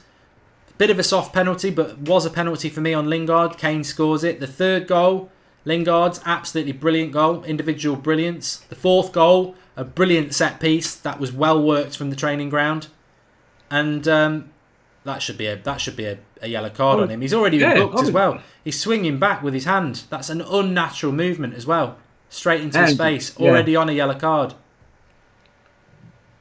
He should review that and send the off. And then another penalty, which was a penalty. So this is totally unlike England. I'm absolutely gobsmacked. I already thought 3 would have been enough, Well, he's poked him again. And head to head. Yeah. Ref. Well, you can't fault the ref. He's had a good game, but Panama's discipline from minute 1. I don't know anything about them, but so how many goals in this match? Says Luke Skywalker. Well, we've both been blasted. Marcus went 3. I went 4. We've got the 5, which at the moment we're joint with Belgium on goal difference with plus. What are we on? +6. +6, yeah. Yeah. One more goal puts us top. So even if we draw against Belgium, we're top. And I think Belgium were thinking we're going to finish top if we draw it. Well, they're not. You might finish second. So a lot of people think finishing second might be an advantage. But that is half-time. I don't think anybody would have predicted that. Andrew Rossi says, after a slow start on goals, this weekend is making up for it. Great match. I wonder if it's a great match for the anti-England people, to be honest. But for England fans, it's great. I think if I was watching Germany beat Panama 5-0, I'd be bored to tears. But because it's my team doing it, it's absolutely fantastic to sit and watch. And I am proud of them, and I am impressed by them, and I'm surprised by them, because England don't do this. They don't do this. They don't turn up and be clinical like that. The set pieces, as you said, Marcus, is really a a real positive, because if you can score from set pieces, and we've spoken about them so much, whether it's Trippier or not, and Harry Kane is just a machine, and this is for me. This could be anything. I mean, Matthew McFadden says, "What will there more of after the game? England goals or Panama players?" Yeah, exactly. I think Panama could lose a player, but. Let's have a look at some of the live comments. I remember that tackle by Moore, and when Leon is singing the song, Brennan, it's coming home. This feels weird, says Phil Foster. England 5. I think that's it, Marcus. It does feel a little bit weird. We're not used to clinical, get the job done England and more. No, I mean it's such a great feeling that they've gone out, put on a bit of a show. Okay, it's Panama, it's 5-0. But people will say, it's crap opposition, it's only Panama, blah blah blah. But look at the praise Belgium got for playing against them, in the media and stuff like that. So, why not praise the team? They're actually playing quite well, and they got 5 goals to boot as well. So, if every other team can get praised for it, for winning 3-0, and the Spain-Portugal game was a fantastic game, and it was a draw. So why can't we praise our home team? Yeah, and you know what? I think the press probably will come out with it's only Panama, they're rubbish, this, that, and the other, because that's how the English press works. Whereas if we lost it 1-0, it'd be the end of the world. But it is surprising. I am a little bit in shock, but I suppose within that shock, I just want to say fair play. Well done, absolutely well done, and 5-0 at half time against any team's good, and Panama probably are the equivalent of, I don't know, Rochdale, but they were 0-0 with Belgium at half time, and they have qualified in a group that America didn't qualify out of. So England v the Dog and Duck, says Fred Flintstone. Back of the net 5 times, says Rob Barker. England can beat Belgium, says Angelo Klassen. I think that's going to be an interesting game with England now, England and Belgium, because I think Belgium thought, we can rest a few players, we'll be top anyway, but you're not. England are going to be top. So, do you know what? I think Southgate deserves a bit of praise as well. I mean, you look at the managers that are in the tournament, Lowe, Deschamps, they're not getting the best out of their teams, and they are struggling. They're not playing well, but they're getting the results. But I mean, this England team, it's almost as if they're playing without fear. I mean, and again, it's only Panama, but you can only beat what's in front of you. I mean, Stephen Tate says there, if England play Rashford, they'll actually start to smash teams. I don't think Sterling works in this sort of game, because Panama are very physical. And he got the assist with Lingard, but that was a very individual goal.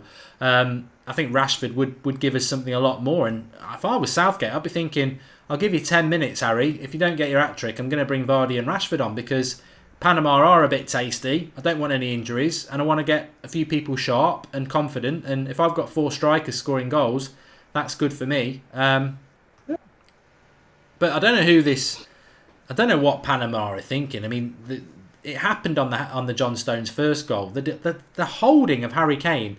How they can think they're not going to give a penalty away, and the refs had a good game. Yeah. I think all the major decisions he's got right. And I think, is it 1 or 2 that's actually been done by the VAR as well. So they are right. You can't argue with the technology. The Lingard penalty is a little bit soft, but they double team him. It's soft, They double team him. They tried to do the same tackle on one player, and he ain't going to score from there. It's just naive, and it is amateurish, and Panama are quite amateurish. But go home, says Peter Vrontus. Scotland had beat Panama. Mark Willis, I've got no doubts. I think most national teams had beat Panama, but somebody didn't, because they're in the World Cup. Tyrone Williams says, I think Gareth Southgate has done quite well because he's not been afraid to put his faith in the younger players. Yeah, we spoke about that, Tyrone. Exactly. I think the big thing is, I've obviously followed England for a long time, and I've seen the golden generation, and I'll name you the team. It was, I think, 2002. I don't think Gary Neville went because I think he had an injury, but effectively, if Neville had been fit, you had I think it was Seaman in goal. Let's go 2004. James was in goal. All right, bit of a weakness. Yeah. Gary Neville, Terry and Ferdinand, Ashley Cole. Yeah. What a back four. Then you've had Beckham, Lampard, Gerrard, Scholes, Rooney and Owen. It was a brilliant team, but I've just told you what the problem was. Scholes playing as a left winger and Lampard and Gerrard playing together because they didn't balance it. They didn't put a holding midfielder in there and bench one of them. They didn't put a left winger in there and bench one of them. It was always about ego. And this team is nowhere near as good as some of the players we've had in the last 20 years, but we're playing to a system. We're playing people in position. I mean, the only weakness I think at the moment is probably Ashley Young, who I don't rate as a left wing back. And Sterling in a game like this is a little bit small, but he's playing to a system, and that makes and we're playing as a team, and that makes a big difference. Yeah, definitely. People are playing in their right positions. So, and like you said, it's not a team full of egos or names. Just because the FA want them to go because their names, I don't know, like you said, Gerrard or Beckham or anything like that. They're there on merit because they played well for their clubs. I mean, he's left a lot of big names out. I remember when the squad was announced, when he dropped Chris Smalling because he can't play out from the back. Yeah. There was a lot of controversy about that, and he took Phil Jones with him. But I mean, this back three, you would have thought he'd play Cahill in this back three for the experience, but he hasn't. He's gone for Stones. He's gone for Maguire. He's changed Carl Walker from a right back to a centre back. He's done some really good things with this squad and very brave decisions for him, and I applaud him for it, definitely. Chris Tech Tip says, let's put Panama to the sword, ruthless, 7-0 plus. Imagine if England can win a World Cup game 6 or 7-0. I mean, that would be... When do we do that? We don't do that. So it's very exciting. Scotland can't beat Panama because they're sitting down at home. Says fire, okay. And how Panama haven't had a player sent off, I do not know, says Yassin. They're very ill-disciplined. And Jack Wilshere was dropped as well, says Anakin. Another one. Exactly, yeah. And as Marcus says, Phil Jones and Cahill, I think if this was Capello or Ericsson, he'd be playing them as a centre-back too, because they're the more experienced centre-backs. He's not. He's playing a Leicester centre-back. He's playing a Spurs right-back who, hasn't always been the first choice because they bought Aurea. I think commend Southgate, and the biggest thing that excited me about Southgate, I think he is a bit bland, and I think he is a bit, his club career as a manager isn't great, but the way that he's got us set up, I like the formation, and we're playing as a team. And it's his only Panama, and we could get annihilated by Belgium on Thursday, and we could be out in a week in the groups, in the knockout stage. But I don't think that'll happen. I think there's a step in the right direction, and we've got some great young players coming through as well. Yeah, definitely.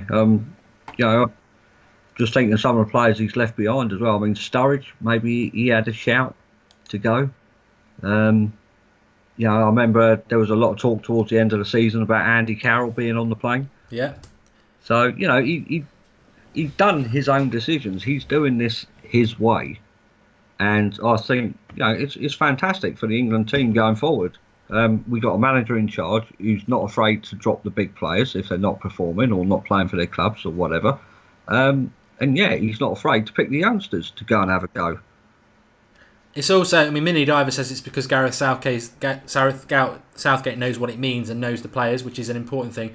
But on top of that, look at Argentina in this tournament. They've been absolutely crap. I don't know whether Argentina, even with the players they've got, they can get the momentum back. Even though they've got a great chance against Nigeria to still go through, can you turn the tap? Can you get the momentum back? And momentum is massively important. And England, they've had Tunisia was a battle. They should have won it. They nearly didn't. They get a last-minute winner. What confidence? This game, if you don't win it by at least 3 goals, it's a failure. Even if you win it 5-0 at half-time. Mission accomplished, confidence, good goals, good set pieces. And then, where do we go from there? But I remember World Cups in the past. People are saying it's an easy group. I remember Argentina, maybe it was 94 or 98, being in a group, and they smashed teams, and Batistuta was scoring goals, and they took that momentum then into the latter stages. And confidence and momentum for a team is really, really important. And people may want to knock England or say they're not going to do that well, and maybe they won't. You never know. But building some momentum and confidence. Look at France. Yeah. France against Australia, crap. France against Peru, crap. All that talent which we don't have. You look at the bench of Belgium and France, it's probably better on paper than the England first team. But have they got momentum? Are they playing well? No, I think, the big test will be Thursday's game, the England-Belgium game. But it will come down to what team he puts out. And hopefully he does put out a strong team. It's not just the England B team. Hopefully he puts out a strong team, keeps the momentum going, keeps the concentration, complacency out of the way, and he just goes forward and just say, right, okay, play your game. We're qualified. If we get the win, great. If we don't get the win, don't worry about it. But just play freely. Yeah, is what he's trying to put into this team. Don't be scared of going past players. Don't be scared of going back if there's nothing on in front of you. Just keep hold of the ball, make the ball do the work, and rewards will come. Exactly. I forgot what I was going to say. I was going to say something there. I was going to say... Oh, here we go. Jason Matthias says, and I think he might be American, he says, Panama play a very physical game, and due to politics, the refs tend to let them beat the Americans to a pulp. Good to see them get their desserts. There you go. And thanks for the contribution from John Massey. And Mark Trippier for right back at United, says Andre Gordon. Well, we've just bought Dalot, haven't we? So we won't be getting a right back, but I've been impressed with him. I mean, he's another good signing for Pochettino at Spurs, isn't it? He seems to be able to pick up very, very good players, and I just love his ball delivery. And somebody who can put a cross into the box, it's such an advantage to you. Yeah, definitely. This team has got so much going for it. It's it's got the right mix of youngsters. It's got the nice mix of experience in there, because you do need experience in the dressing rooms and that. We've talked about that throughout the season with United. So it's a nice balance. It's a nice blend. I'll say it again. There's no egos in there. There's no player in there that stands head and shoulders above anyone else in that team. No. They're all in there. They have fun in the training ground. They're relaxed. They know what their jobs are, and most importantly, they're playing as a team. They're not playing as individuals like Argentina rely on Messi, Brazil rely on Neymar, Portugal rely on Ronaldo. That it's an actual team, and I'm glad he's implemented it into the squad. Khalid says, come on England from Algeria. Thanks everyone who is supporting England, and if you're not, that's fine. That's what That's Football's all about. It's all about opinion. We have got the next 2 games coming up on here. We're doing every single World Cup game as a watch along, so if you've enjoyed today and you're new, make sure you subscribe, bottom right hand corner. But it's not just England we're doing every game. Germany last night, what a shocker that was, really. Japan, Senegal at 4 o'clock, and then massive game, Colombia, Poland tonight. Who's going to go home? If one of them lose, they're going home, which is unthinkable. Remember, this group that's coming up after this is where England will take their next opponent. Whoever finishes first or second. At the moment, it looks like England would play the second place team, because it looks like we're going to be first tonight. If we get another goal, we will be anyway. So interesting to keep an eye on that. Remember, every single game is a watch along on That's Football. So subscribe. And every time you're watching the World Cup game, get on YouTube, get on That's Football, and join the debate and the conversation. Tiffany says England all the way. Lingard is Manchester United's best squad player, says Stephen Tate. Well, in my mind he is, but Mourinho likes to play him in the first team. I just don't think you can win a title with that sort of a player in your team. But maybe I'll get proved wrong. I'd love to. He's a local lad for a start, but I think World Cup ability is very different to Champions League and Premier League ability. I think there's a massive gap between it, because you're just basically chucking players together for 5 weeks. John Massey, thank you. He says, talking point, should the knockout stages be 2 legs? Would make it a massive tournament, John. I think they're neutral grounds, aren't they? So just crack on, I think. Okay, so second half looks like it's just about to get underway. Panama coach just having a word with Southgate there. God knows what about. He might be saying 7. He might be saying don't thrash us, and we won't foul you. PJ7 says England 5, Panama 6. Could happen. Won't, but there you go. Time is up for you anyway. I wonder if the Panama coach was having a bit of word with Southgate there, just saying, look, take your foot off the pedal a bit and don't humiliate us, and we won't injure any of your players. I don't think that probably has happened, but It can happen though. Sometimes you can have 5 goals in the first half or 3 or whatever, and then the second half you think you're going to get another 3 or 5, and it just ends up being the same. So Yeah. I would expect another 1 or 2 though. I think the way we played in the first half, they'd be silly not to get another couple at least. yeah, and I think as well with it being so hot, let's use the 3 substitutions and give those 3 subs half an hour maybe, and Yeah, I'd expect maybe. Well, I think if Harry Kane gets his hat-trick, I think you'd probably take him off. Yeah.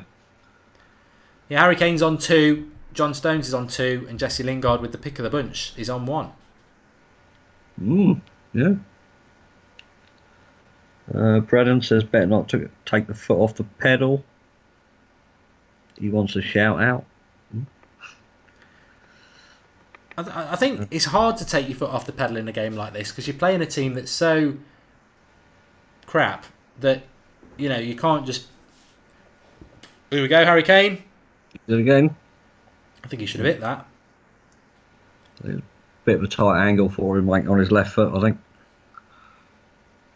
This should be it. Sterling looking for Loftus-Cheek. I've not been. A lot of people have been going on about Loftus-Cheek. I mean, for me, it's not like the Sterling-Rashford thing. I think Rashford-Sterling is quite close as to who should play. When Dele Alli's fit, Loftus-Cheek's on the bench for me. I don't think he's like a superstar kid like Rooney or Owen have been at past World Cups. I don't think he's. I think Dele Alli comes back in the team, no problem. I think he would. I think he would as well. But it's nice to know that you've got that Loftus-Cheek there, who can actually, he can play decent football as well. He's got some pace on him, bit of trickery, and like I say, he's done well for Crystal Palace throughout the season. So, yeah, it's not a bad replacement. Roxbox says, he's on about Undembele. Oh, somebody did just say, imagine if Raheem Sterling doesn't score. Well, the press will always find something to moan about. Oh yeah, they always find the negatives in anything, don't they? But Panama coming forward. Come on, Ashley, get out there. Yeah, it'd be embarrassing not to get a clean sheet. I like Kane's penalties, Garrett's. I mean, there's a good and bad side to penalties, isn't there? Here we go. Right, Sterling. Well done, keeper did well there. Yeah. I think Sterling had a head start on him there. He should have got there first, to be honest. You think with his pace he would have, but yeah, luckily for the goalie, he got it. It's Teal, says Sterling off, Rashford on. I think he'll probably do that round about 60-minute mark. Red Jedi says Delhi is useless for England. I'd still put him in over Loftus-Cheek. I mean, Loftus-Cheek has been okay. I just don't think he's ready to be taken a player of Dele Alli's quality yet. Here we go. Gibson. Aaron says goal difference. If Belgium and England draw, it goes to goal difference. Who wins the group? Both at +6 now. Yeah, Aaron, that's what we'd worked out in the first half. If they draw though, who's top? Someone's got to be top. Is it goals, amount of goals scored? Because they've both got. Belgium have got 8, haven't they? We've got 7, so it would be Belgium top still. I think that definitely too good an opportunity to pass up, not to get another goal or 2 out of this game. Yeah. I think at the end of the day, bollocks to the fact that if you finish second, you might have an easier route to the final. Win your group, finish top. That Yeah. I don't like this finish second and play a better team. It's finish top. If you get a decent team, you get knocked out. So what? You finish top of your group. Don't you? Momentum's important. I really don't think there's anyone to fear in this World Cup.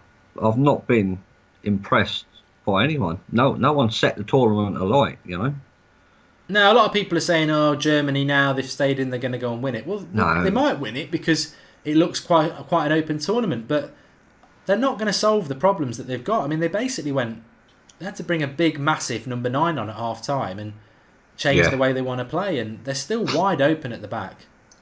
So I'm not worried about Germany. I think Argentina, France just don't look like they can play as a team. The best team, I think, Spain. If Spain get knocked out, anyone can win it. Yeah, I mean, you can't really discount any of the big teams, can you, until they're actually out of the tournament. You never know what's going to happen in the last game. They just suddenly turn it on and get what they need, and that's it. They're through. But yeah, I think a big thing for me, Germany, they look like they lack a fair bit of pace in that team. France, they're not playing particularly well as a unit. And like I say, Argentina and Brazil, one-man teams. Oh, ref. Yeah, it's a yellow card. Yeah. No, not a yellow card. Apparently, somebody just said it doesn't come down to goals scored. It comes down to how many yellow cards you've had, which I've never heard before. Yeah. Although Gary Rage says the same as what I said. It comes down to goals scored, which would put Belgium ahead. But you'd fancy England to get another one in 45 minutes. Oh, yeah, definitely, yeah. I was like, it'd be a shame if we don't. Got to have something positive as well about second half. Yeah, I think if we haven't got a goal in the next 15 minutes, make 3 substitutions, you bring 3 hungry players on, don't you? And I'm sure we'll get a goal then.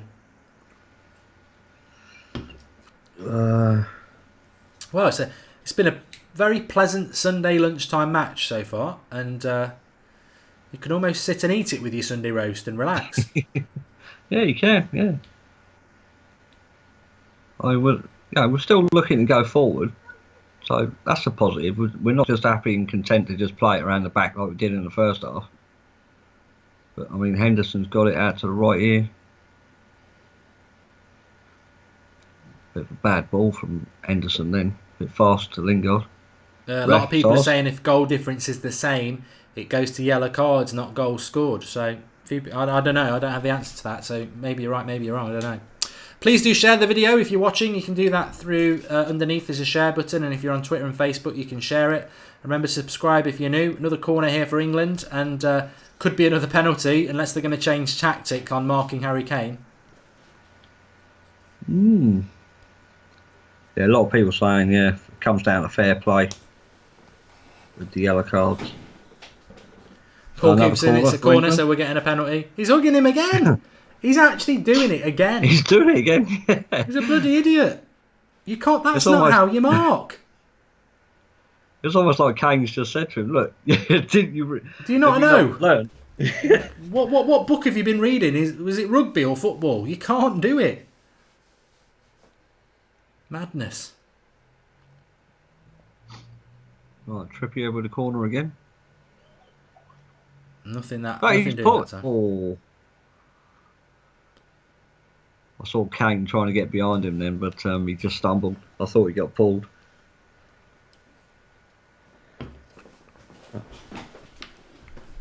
Someone's just put a comment in there saying that if it's still level after goals scored, then it goes by alphabetical. I actually thought that. There's a lot of people saying yellow cards. It's all academical anyway, unless it stays 5-0, which I'd be amazed if it does. If England get one more goal, we are our goal difference top. But if it stays, if it's like this in half an hour, then I think we'll all be going to the books to find out. But Garrett DeHoe says, "How is that Panama defender a professional footballer?" I don't think he is. Probably, maybe they've got 10 professionals, and then they just couldn't find anybody else. Yeah. See, this is the boring bit where they're just waiting for the movement and then nothing's happening, so they play the long ball over. That's not what we did in the first half. Stick to your game plan. There's a debate in the live comments. People are saying it's definitely goals scored. No, it's yellow cards. Tristan says, according to Google, it goes by fair play, which is yellow cards. All right, Joker says the alphabetical stuff is BS. Oh, okay. But I always thought that. I always thought it was goal difference, and then it was alphabetical.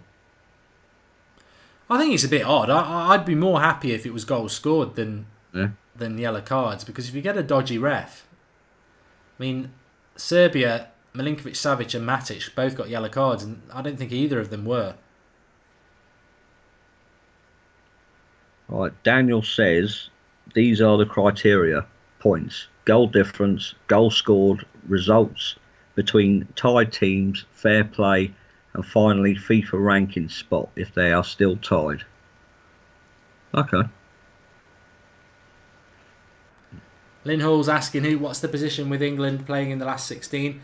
Well, we'll know that a little bit more of that at 9 o'clock tonight, because Senegal against Japan at 4 o'clock and Poland against Colombia at 7 o'clock.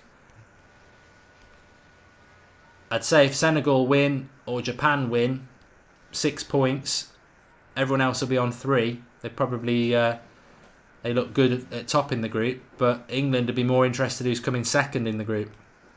Yeah. It could be Colombia, because Colombia, or it could be Poland. Well, I think if Poland don't win, they're out, aren't they, tonight? Yeah, same for Colombia as well. So again, I mean, Poland, they rely on one man, don't they, Lewandowski?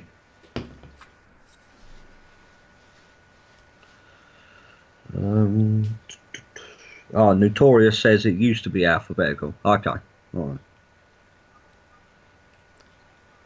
Some people are mapping the route to the final already. I just think play who's in front of you. I'm not really that fussed. I remember England in quarterfinals in '90 playing Cameroon, and everyone's like, we're in the final, and it wasn't even a very good Cameroon team. I think they had about 3 or 4 players injured as well, and yeah, it went to extra time. So they're rough, Panama, aren't they? They really are dirty sods. See, that guy just put both his hands in Trippier's chest. Yeah. Salish says get Sterling off and Rashford on. Yeah, I would. I would now. We're nearly 60 minutes. We haven't scored for 15 minutes. This is a joke.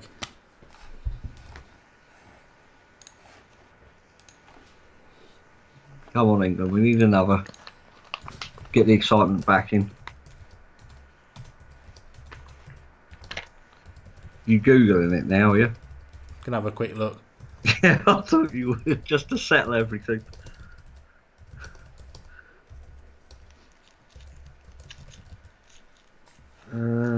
Sterling and Walker have been the only low point, in my opinion, says Andrew. I still don't really. I'd still rather have Danny Rose as our centre back, as our left back, to be honest. Jack says get Sterling off for Rashi or Vardy. Yeah, I think Rashford's a sure thing to come on, I think.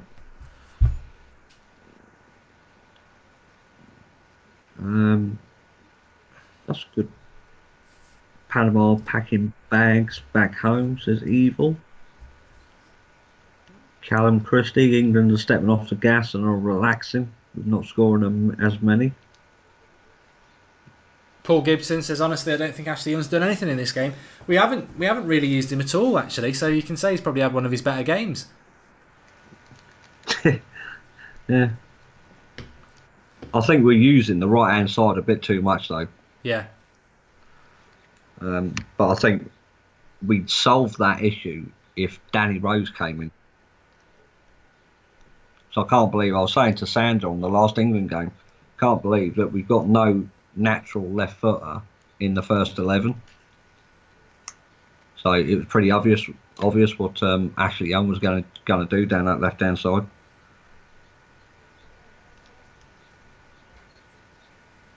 But Panama got an overlap here on the left hand side.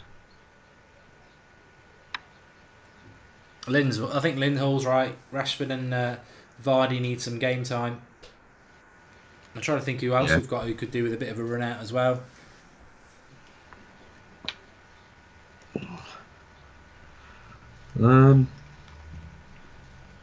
Danny Welbeck? Nah. No? We're not that desperate. I don't know I don't know how Danny Welbeck's at the World Cup, to be honest. Here we go, bit of a break now. Move it. Quick. Oh, John. Way too slow there. It's like we're not trying to get number 6. Paul Gibson says we can take Pickford off and stick Rashford up top. Yeah. That's a good idea, actually. I still don't think Panama could score. Yeah. Nick Archer says Danny Rose for Young. We've got Vardy and Delph coming on. Yeah. Which is a bit of a knob move from Southgate, to be honest. Get bloody Rashford on. I agree with the comments here. Quite a few people saying why Delph. Yeah. I can't understand that one. Unless it's for Henderson. yeah. No. Ashley Young. I wouldn't. I can't see Delph mate playing as the. Hey! Number 6! Hey! It's in. I don't know. I think Harry Kane will claim that. Yeah. I don't think he can claim it. He is trying to claim it as well. Look, Harry Kane's trying to claim that. I'm going to have to watch this back.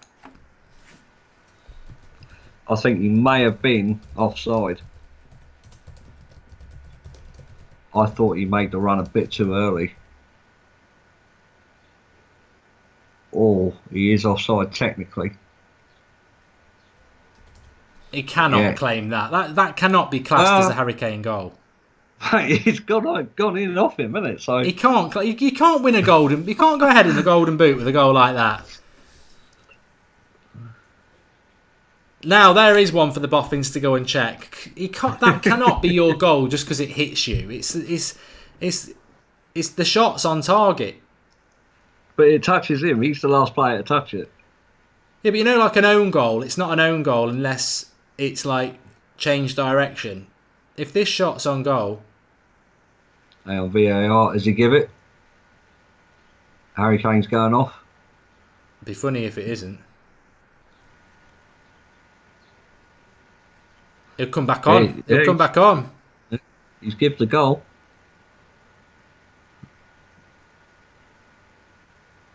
He's probably keeping Sterling on for a little bit longer, isn't he?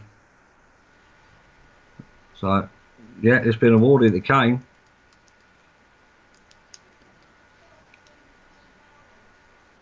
So Vardy's come on for Kane, and Delph will come on for Lingard. But that's a little bit defensive, isn't it, really? I think so, yeah. Yeah, it's a little bit. Yeah. I think great, fantastic goal by Lingard. So, really good. And Harry Kane with his hat-trick, so... He's given the goal. I thought there might have been a bit of a VAR decision there, but they obviously had a look at it and they're not bothered. I mean, look, if Harry Kane wins Golden Boot, that's great. He's now ahead on Golden Boot with 5. And England are now top of the group. In their own right, they're top of the group. We've got better goal difference than Belgium, so that's the important goal as far as I'm concerned. Yeah.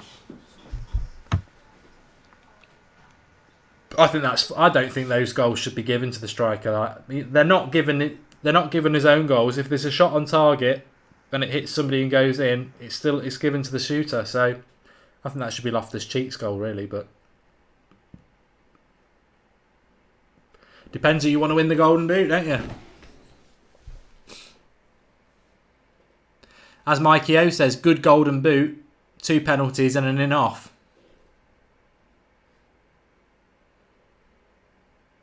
You still there, Marcus? I don't know where he's gone. Danny Smith, it looked a bit offside to me as well, to be honest. Yes, I agree.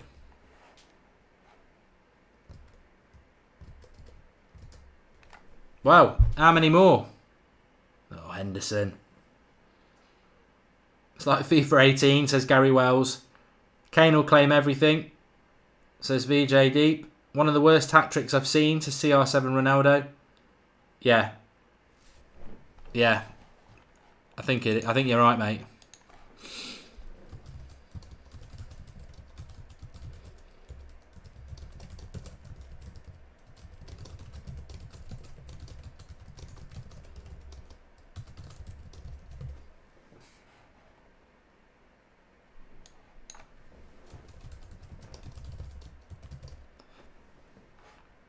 We are live for the other two games today. It started off really well, obviously, but we have got the group that England will play from, which I'm not even gonna. Oh no, Panama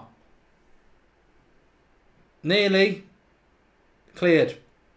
I'm not even going to talk about that because on That's Football, we're not, obviously we're supporting England, which is great, but we've done every single World Cup game as a watch along, and we will be live at 4 o'clock with Senegal against Japan, and tonight Poland versus Colombia, which I'm doing, which I'm really looking forward to. So if you are interested in the World Cup, which I'm sure a lot of you are, and you are watching a lot of the games, get yourself onto That's Football. We're live for every World Cup game. It's a little bit different when we do the England game because obviously England fan and all that, but subscribe, bottom right hand corner, get involved. We're having a cracking World Cup so far, and England are stunning us all. Last minute winners, annihilation of whipping boys. It's not the England way, it isn't, but it's good to watch, and they're top of the group now, and we can sit back and enjoy the next few games. So join us for Japan Senegal, and join us for Poland Colombia, for all the watch alongs, all the match chat, football skills and tricks. Feel sorry for Panama. I don't, because this is England. Don't do this sort of thing.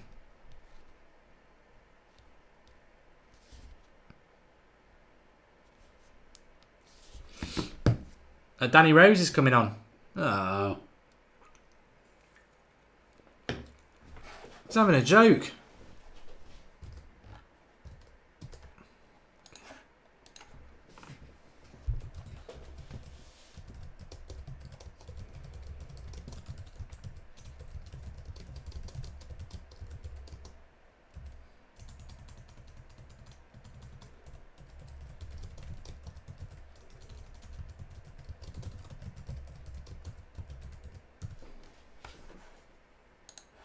I tell you, that's a joke not bringing Rashford on.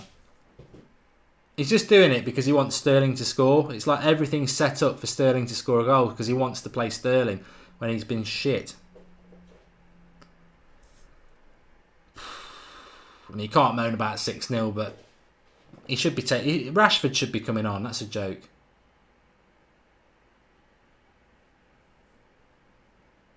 Jared says, if I was manager, I'd go all out for 10.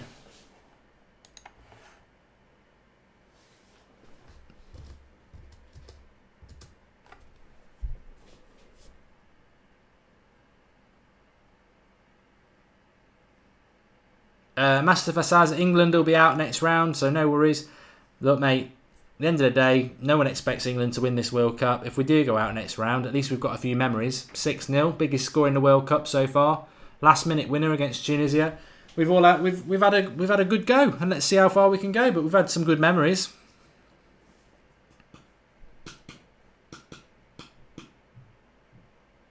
Nick, I did say save Rashford, but I mean like use him off the bench. Not using him is like weird.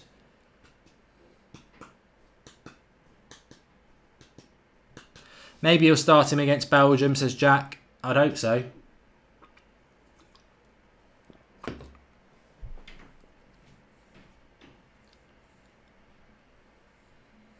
Mad Marcus's laptop shut down, so he will be back. Remember to subscribe if you're new, bottom right hand corner. Thoroughly enjoyed the England stream today. It's my first one because I missed the Tunisia one, but we are doing every World Cup game as a watch along. So join us all this week if you're watching them. No more 1 o'clock kickoffs. This is the last 1 o'clock kickoff UK time, by the way.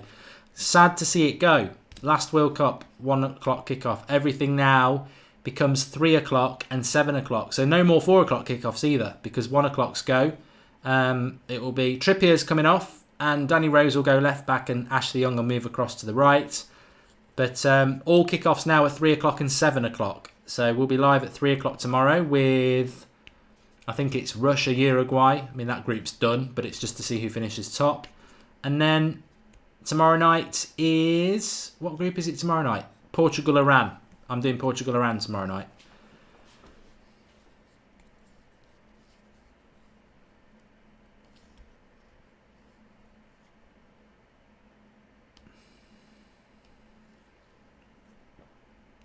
Crispin says Sterling's better than overrated Rashford.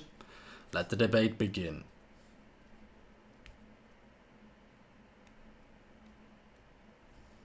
Saudi Arabia is better than Panama, says Satar. I think Panama are going to go down as the worst team in the World Cup. Whether they are the worst team or not, they've had the biggest thrashing, haven't they?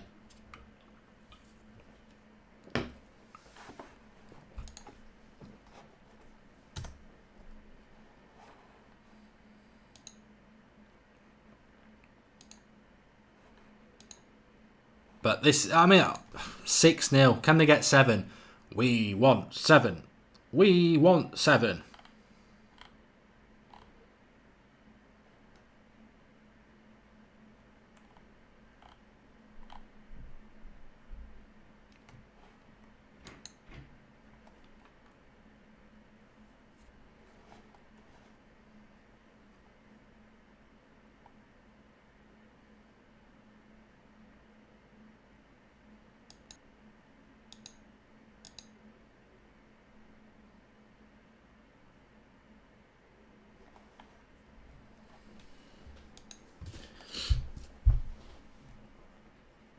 I think it probably is the crappiest hat-trick in the World Cup ever.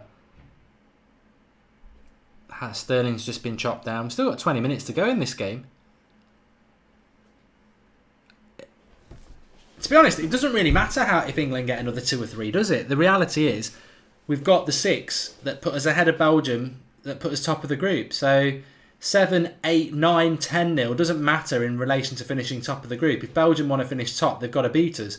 If they draw with us, then we're still top. So to not finish top of this group, England would have to lose to Belgium.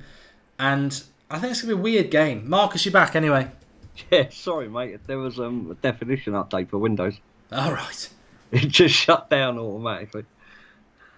Danny Rose has come on for Trippier. Is that right? Yeah. Ashley Young's moved to right back. So we'll start going down the left now. Bio20 says to think the US didn't make it. Christ. I think to be honest, a lot of people say if you're from Panama you must be embarrassed, but I think the most embarrassed people must be the Americans. Do you remember what their group was like? I thought Henderson had scored then. Yeah. Yeah, just saying there though, I mean, yeah, it'd be nice for England to get a couple more goals. We want 7, we want 8, but actually, if England are not to finish top of the group, they'd have to be beaten by Belgium on Thursday. I think it's hard to know what's going to happen in that game. I mean, I remember in previous World Cups, you've had 2 teams top and they play out a bit of a mediocre draw. Yeah. But, I don't know. That's what makes it so interesting about the group that's next. Because England-Belgium is the very last game of the group stage. So they will know who's finished second and first in the Colombia group. And if it's Japan second or Japan first and say Colombia second, Belgium will probably be very happy to finish second and play Japan over playing Colombia. So what? Isn't Japan and Senegal on 3 points each, aren't they? Yeah. But what I'm saying is we don't know who's going to finish where. We will do on Thursday, but, it could be Japan a second because Japan have got to play Poland. Poland could beat them. Yeah. They could come... I don't know. It could be Zen. I predicted... I'm just going to go Senegal and Colombia from that group, even though at the moment we still don't know. And if it's... I just think England might end up playing Colombia if they finish top of the group. And would you prefer Colombia or would you prefer Senegal? I just don't think it matters. I think in that group it doesn't matter.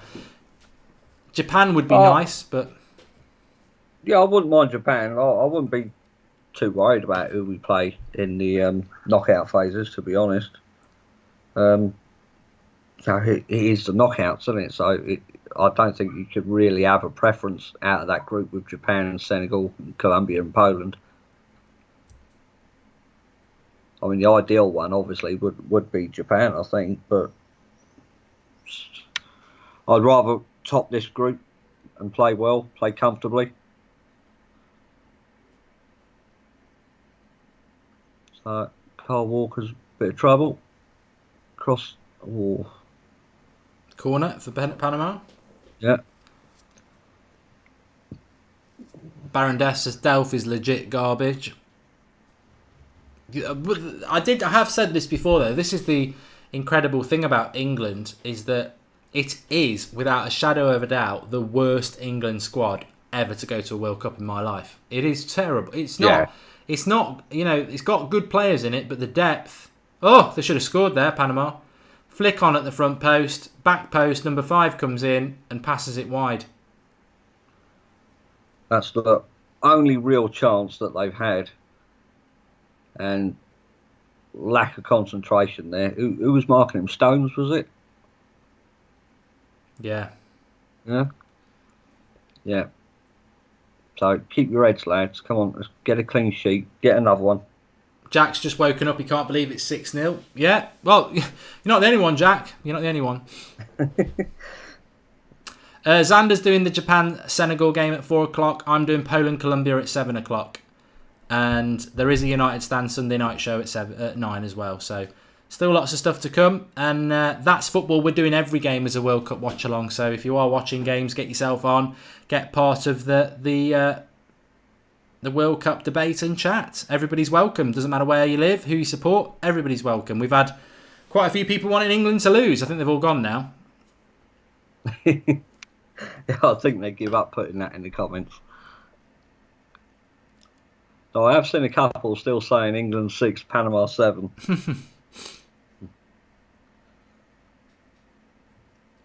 So, I mean, overall, Mark, I think it's been a good display by England. I know people say it's only Panama, but, it's concentration is key in these types of games. You don't want to think that every team is a rollover. So, and you can only play what's in front of you. You can only beat what's in front of you.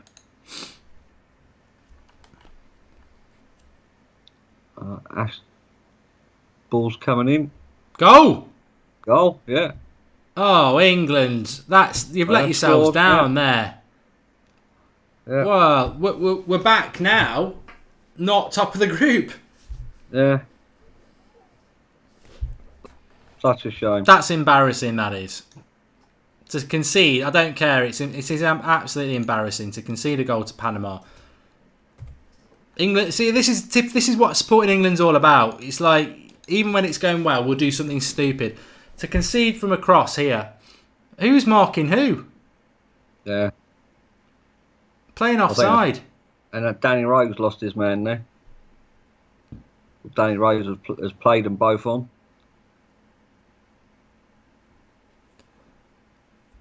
Belgium are back top, says Callum.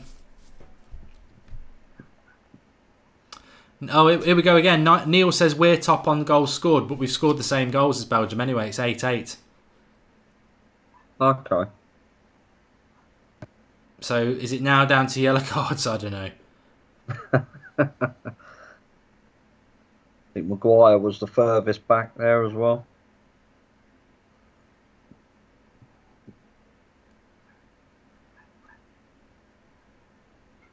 Yeah, I think they just switched off, didn't they? If you finish second, England will get Senegal, says Anthony. See, Panama fans now, that's just made their World Cup because they've scored a goal. Yeah. But the subs were crap, Baron Death's right. Yeah, why the Delph one was made, I don't know. Let's just all take it out on Sterling, he's crap. That's what I think. Take it all out on Sterling. Yeah, I don't think there was any reason for Delph and Rose to come on. I only really needed one of them, not two.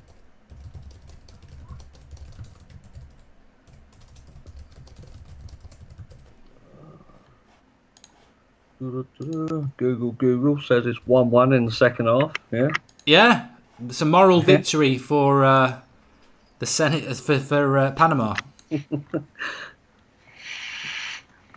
Come on, England! 10 minutes. This is it now. It's like we've got to get the win, the second half win. I want us to get another goal though. I want us to be top of the group. I take it Belgium are now top because of some ridiculous thing like I don't know.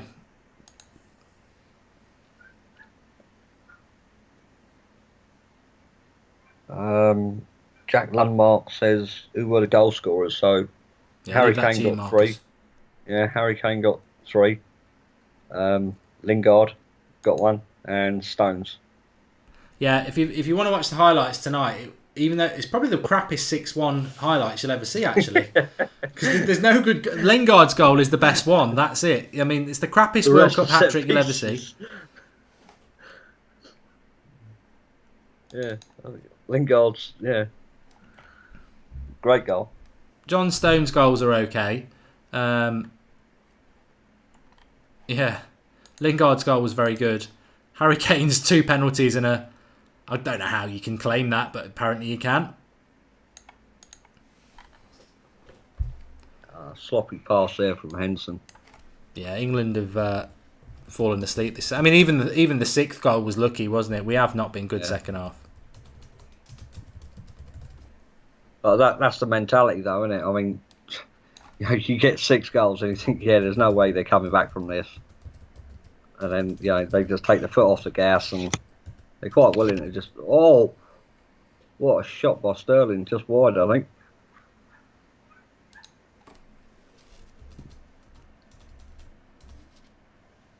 Yeah. Great shot, yeah. I think it's quite far wide, to be fair. Yeah. Goalie was worried. He died. He's done well to have 90 minutes, Sterling. I think Rashford's got to start against Belgium. Yeah, Sterling, he's had a quiet game, hasn't he? I mean, he missed the point-blank header in the first half. Yeah. And he just missed that one there, so... I would expect a few changes for the Belgium game anyway.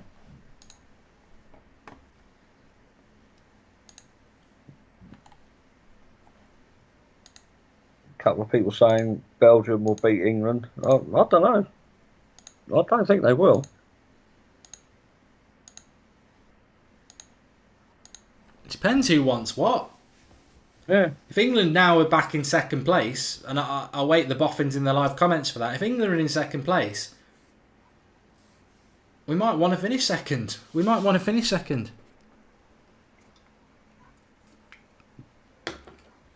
I think they'll have one eye on the Japan-Senegal game this afternoon, won't they? Yeah. They'll look at the group and think, right, okay, remaining fixtures, let's just play it out, not to get beat, something like that. I think which will be a shame. If Colombia are the danger, because Colombia lost to Japan, but they had a man sent off in the first 5 minutes, and I think Colombia on paper are the best team in that group. Now, if Colombia turn up against Poland tonight, play really well and win, I think Colombia can only really get second place, but they could be a good team, and then do you want to be playing Colombia? Yeah. But Colombia could be out tonight. Colombia could lose to Poland and then they're out. And then it's like, I really don't care who we play. I'd like to avoid Colombia, to be honest. That's the only team I'm not massively worried about. Japan, Senegal or Poland. Yeah, they can beat England, but Colombia, South American teams, England tend to struggle. North American teams were fine. Yeah, I think we don't have a very good record against South American teams, do we? No.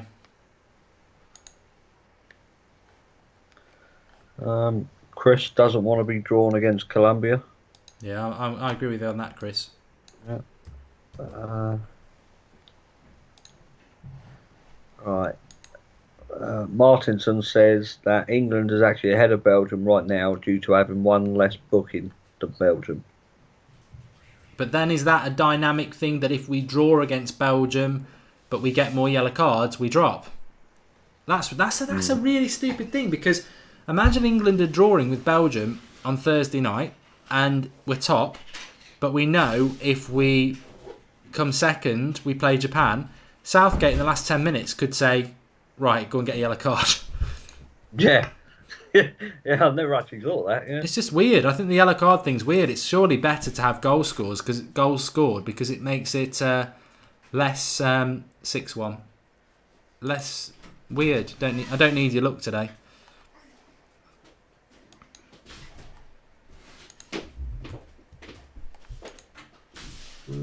Callum predicted 10-1. I'm too old. I'm too long in the tooth for this. It's like, you're 5-0 up at half time and everyone thinks we want 10. But how many games in your life have you seen that happen where it just doesn't materialise, slips away? So we got just under 5 minutes left. Just going to leave you to it for a minute and just take a quick toilet break. Yeah, cool, mate. Yeah, go for it.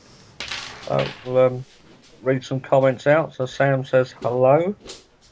Anna Ban says, look at Ashley Young.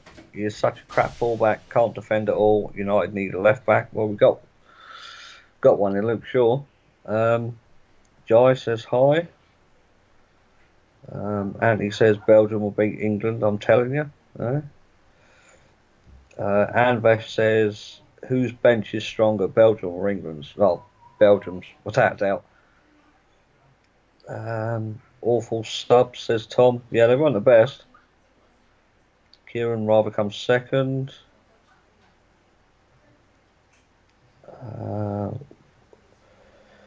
John says it comes down to fair play points. Okay. David says hi from New York City. Dave B says Southgate must react to weaknesses if England are to make good progress. He should. Matthew Lawler says hi. It does rhyme, Jai, doesn't it? Yeah. Michael says, come on, lads, one more goal.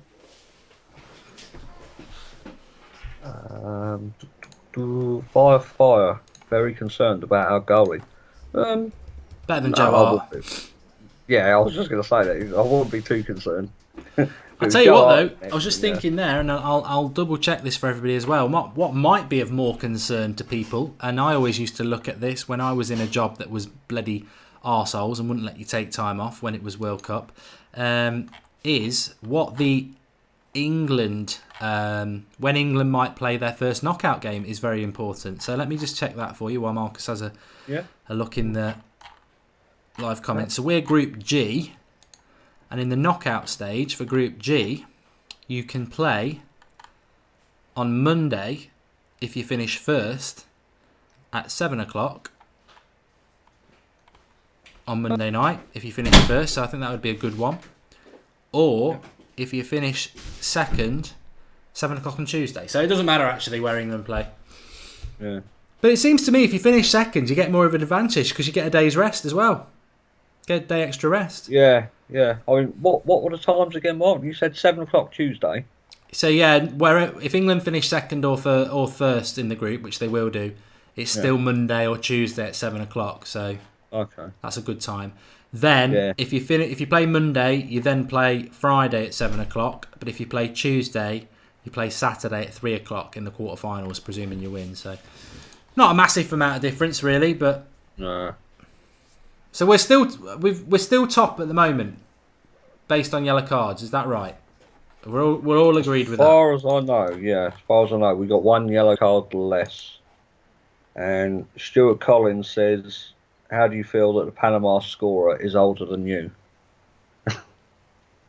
How old is he?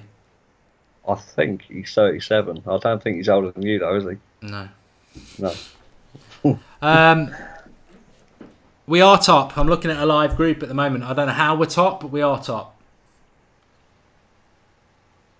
So the next two. If you click the eye in the top right hand corner, that's the live stream for Japan Senegal at 4 o'clock. So then those two games, I think a lot of England fans will be watching them two games with great interest now. What do we want? Japan Senegal? It doesn't really matter really. I think we need a win.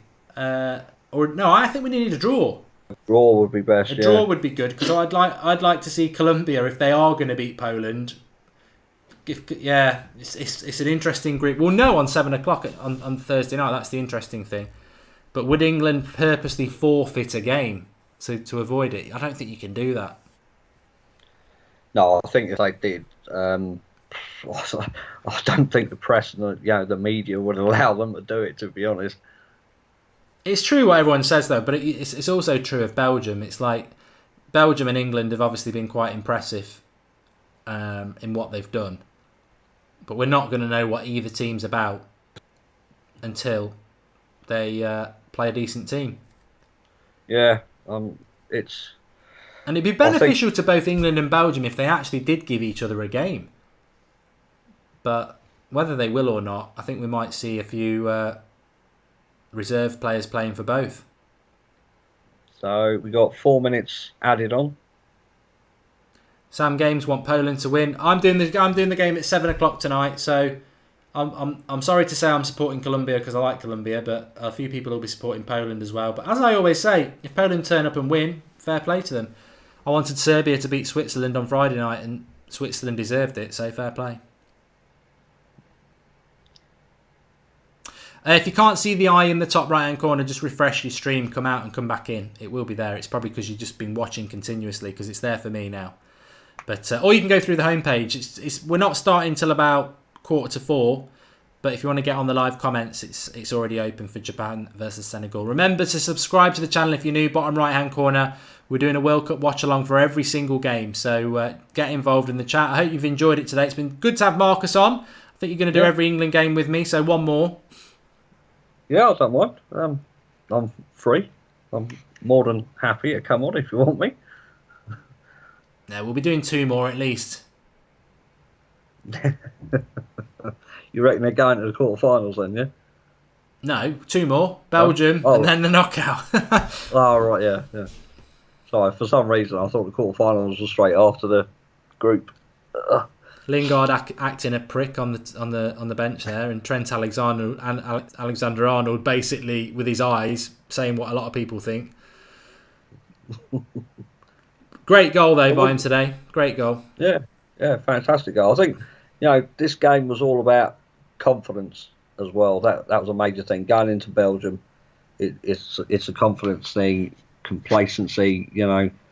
Make sure everyone was in the right place. They played their game, and I think they've done that today. Shame we didn't have more goals in the second half, and we conceded, but quite a convincing performance. A lot of people asking me why I'm not doing the 4 o'clock one, because I did 3 games yesterday, and I'm doing 2 today, and Xander normally does the 4 o'clock games, so he wants to do it, and I will be watching it, but what my plans are now, it's beaming sun, I'm going to get another beer, and I'm going to go and sit in the garden, and just have 20 minutes drinking another beer and enjoying the sun, and then I'll get back on it, watch a bit of the Formula 1, bit of the Japan game. 7 o'clock tonight, Colombia-Poland. To be honest, I've been looking forward to Colombia-Poland more than England. I really did think England are going to win this game. It's inevitable they're going to win it. I'm very happy with what they've done, very happy. I thought 3-0, 4-0, so I'm very, very happy with them, but Poland-Senegal from a football purist watching game, that game is very exciting. But yeah, back to England, Marcus. It's they've done well. Fair play to them. Yeah, they have. Do you still do your man of the match at the end of the game? We can. Yeah, let's have a chat. Live comments. Let us know who your man of the match is. So I am going to go for John Stones. Oh, right, yeah. I think he's been pretty sound defensively. All right, the defence have not had much to do, but he's been a threat in the air. Threat from set pieces. Positionally, he's been pretty good, pretty tight. A couple of wayward passes, but I think everyone in the England team's done that today. But I think, John Stones, he's nearly a curse there. I think he's been positionally very well. I think he's maturing. I think while he's out here. Yeah. Apparently somebody put a £100 bet on 7-1. Oh, so that must be horrible because you're so close. But no, Harry Kane for me, that's the best World Cup hat-trick I've ever seen. Yeah. But no, I agree. I would go John Stones as well. I think it's very hard. Stuart says Jordan Henderson. I mean, how? How, Stuart? Just because you've got a Liverpool... I think that's a wind-up. He's played centre defensive midfield against the Dog and Duck. It's like... Yeah, it's full time now anyway. But no, I would give it to Stones as well. Yeah, I think overall great performance. Done what we needed to do. Qualified. That was the main thing. It was just a matter of how many, wasn't it? Really, at the end of the day. Yeah. And you went 3-0. I went 4-0. I think we would have been happy with that. And the goal's disappointing, of course it is. But 6 goals, it probably flattered us a little bit. 6 when you look at the lucky goals, but. I think 4-0, we definitely deserve that. And when you're beating a team 4-0, you can't complain. And it's an interesting World Cup for England. I think we've just got to try and keep this momentum going. I think that Belgium game really is quite interesting, Marcus, because it's like, well, it's all going to be about who finishes where in the group, isn't it? And yeah, definitely. I don't know how people will Anthony Martial says, watch Belgium smash England. I'm not convinced either team will pick their best teams anyway. Yeah. It depends. Really does depend. If Japan finish second in that group, I guarantee Belgium will try and win it. If Colombia finish second in that group, I guarantee Belgium will play a draw out. It depends on what that is. But maybe, England are in that position now where they know they're top. So it'll be down to the way Belgium approach that game and whether they want to finish first or second. Chris Windle says it's been a strange World Cup. I still think it's a good World Cup. Don't know about you. Yeah, I've thoroughly enjoyed it. I'm really glad that the underdogs are, putting up a good fight against these so-called big teams, and a lot of things are happening that we wouldn't have expected. I agree with Tyra, and I want Sweden to go through. I think their supporters are fantastic as well, especially some of the ones they were looking at last night. Nice women as well, aren't they? Yeah. See, I was subtle. Marcus was straight in blunt. Poor Panama, says Susie. Well, no, they got what they did. I don't know how Panama are here. I mean, answers on a postcard to the Americans how they didn't get through, but worst players: Henderson, Rose, and Sterling, says Callum Christie. And Young Lord says hopefully Lukaku plays against England. Really want to see him win the Golden Boot. Yeah. Well, I don't think he will because he might have an injury. But thanks for coming on, Marcus, anyway. No worries. Pleasure as always. Thank you to everyone for tuning in. And, the love in the comments. Much appreciated. I'll speak to you soon, pal. Okay, bud. See you later. Cheers, pal. And thanks to everybody else who's been watching as well. Thoroughly enjoyed that. We're enjoying it's nice. It's nice for me personally because I support England. But we've done every single World Cup game, which is good. And we will do every single World Cup game, which is good.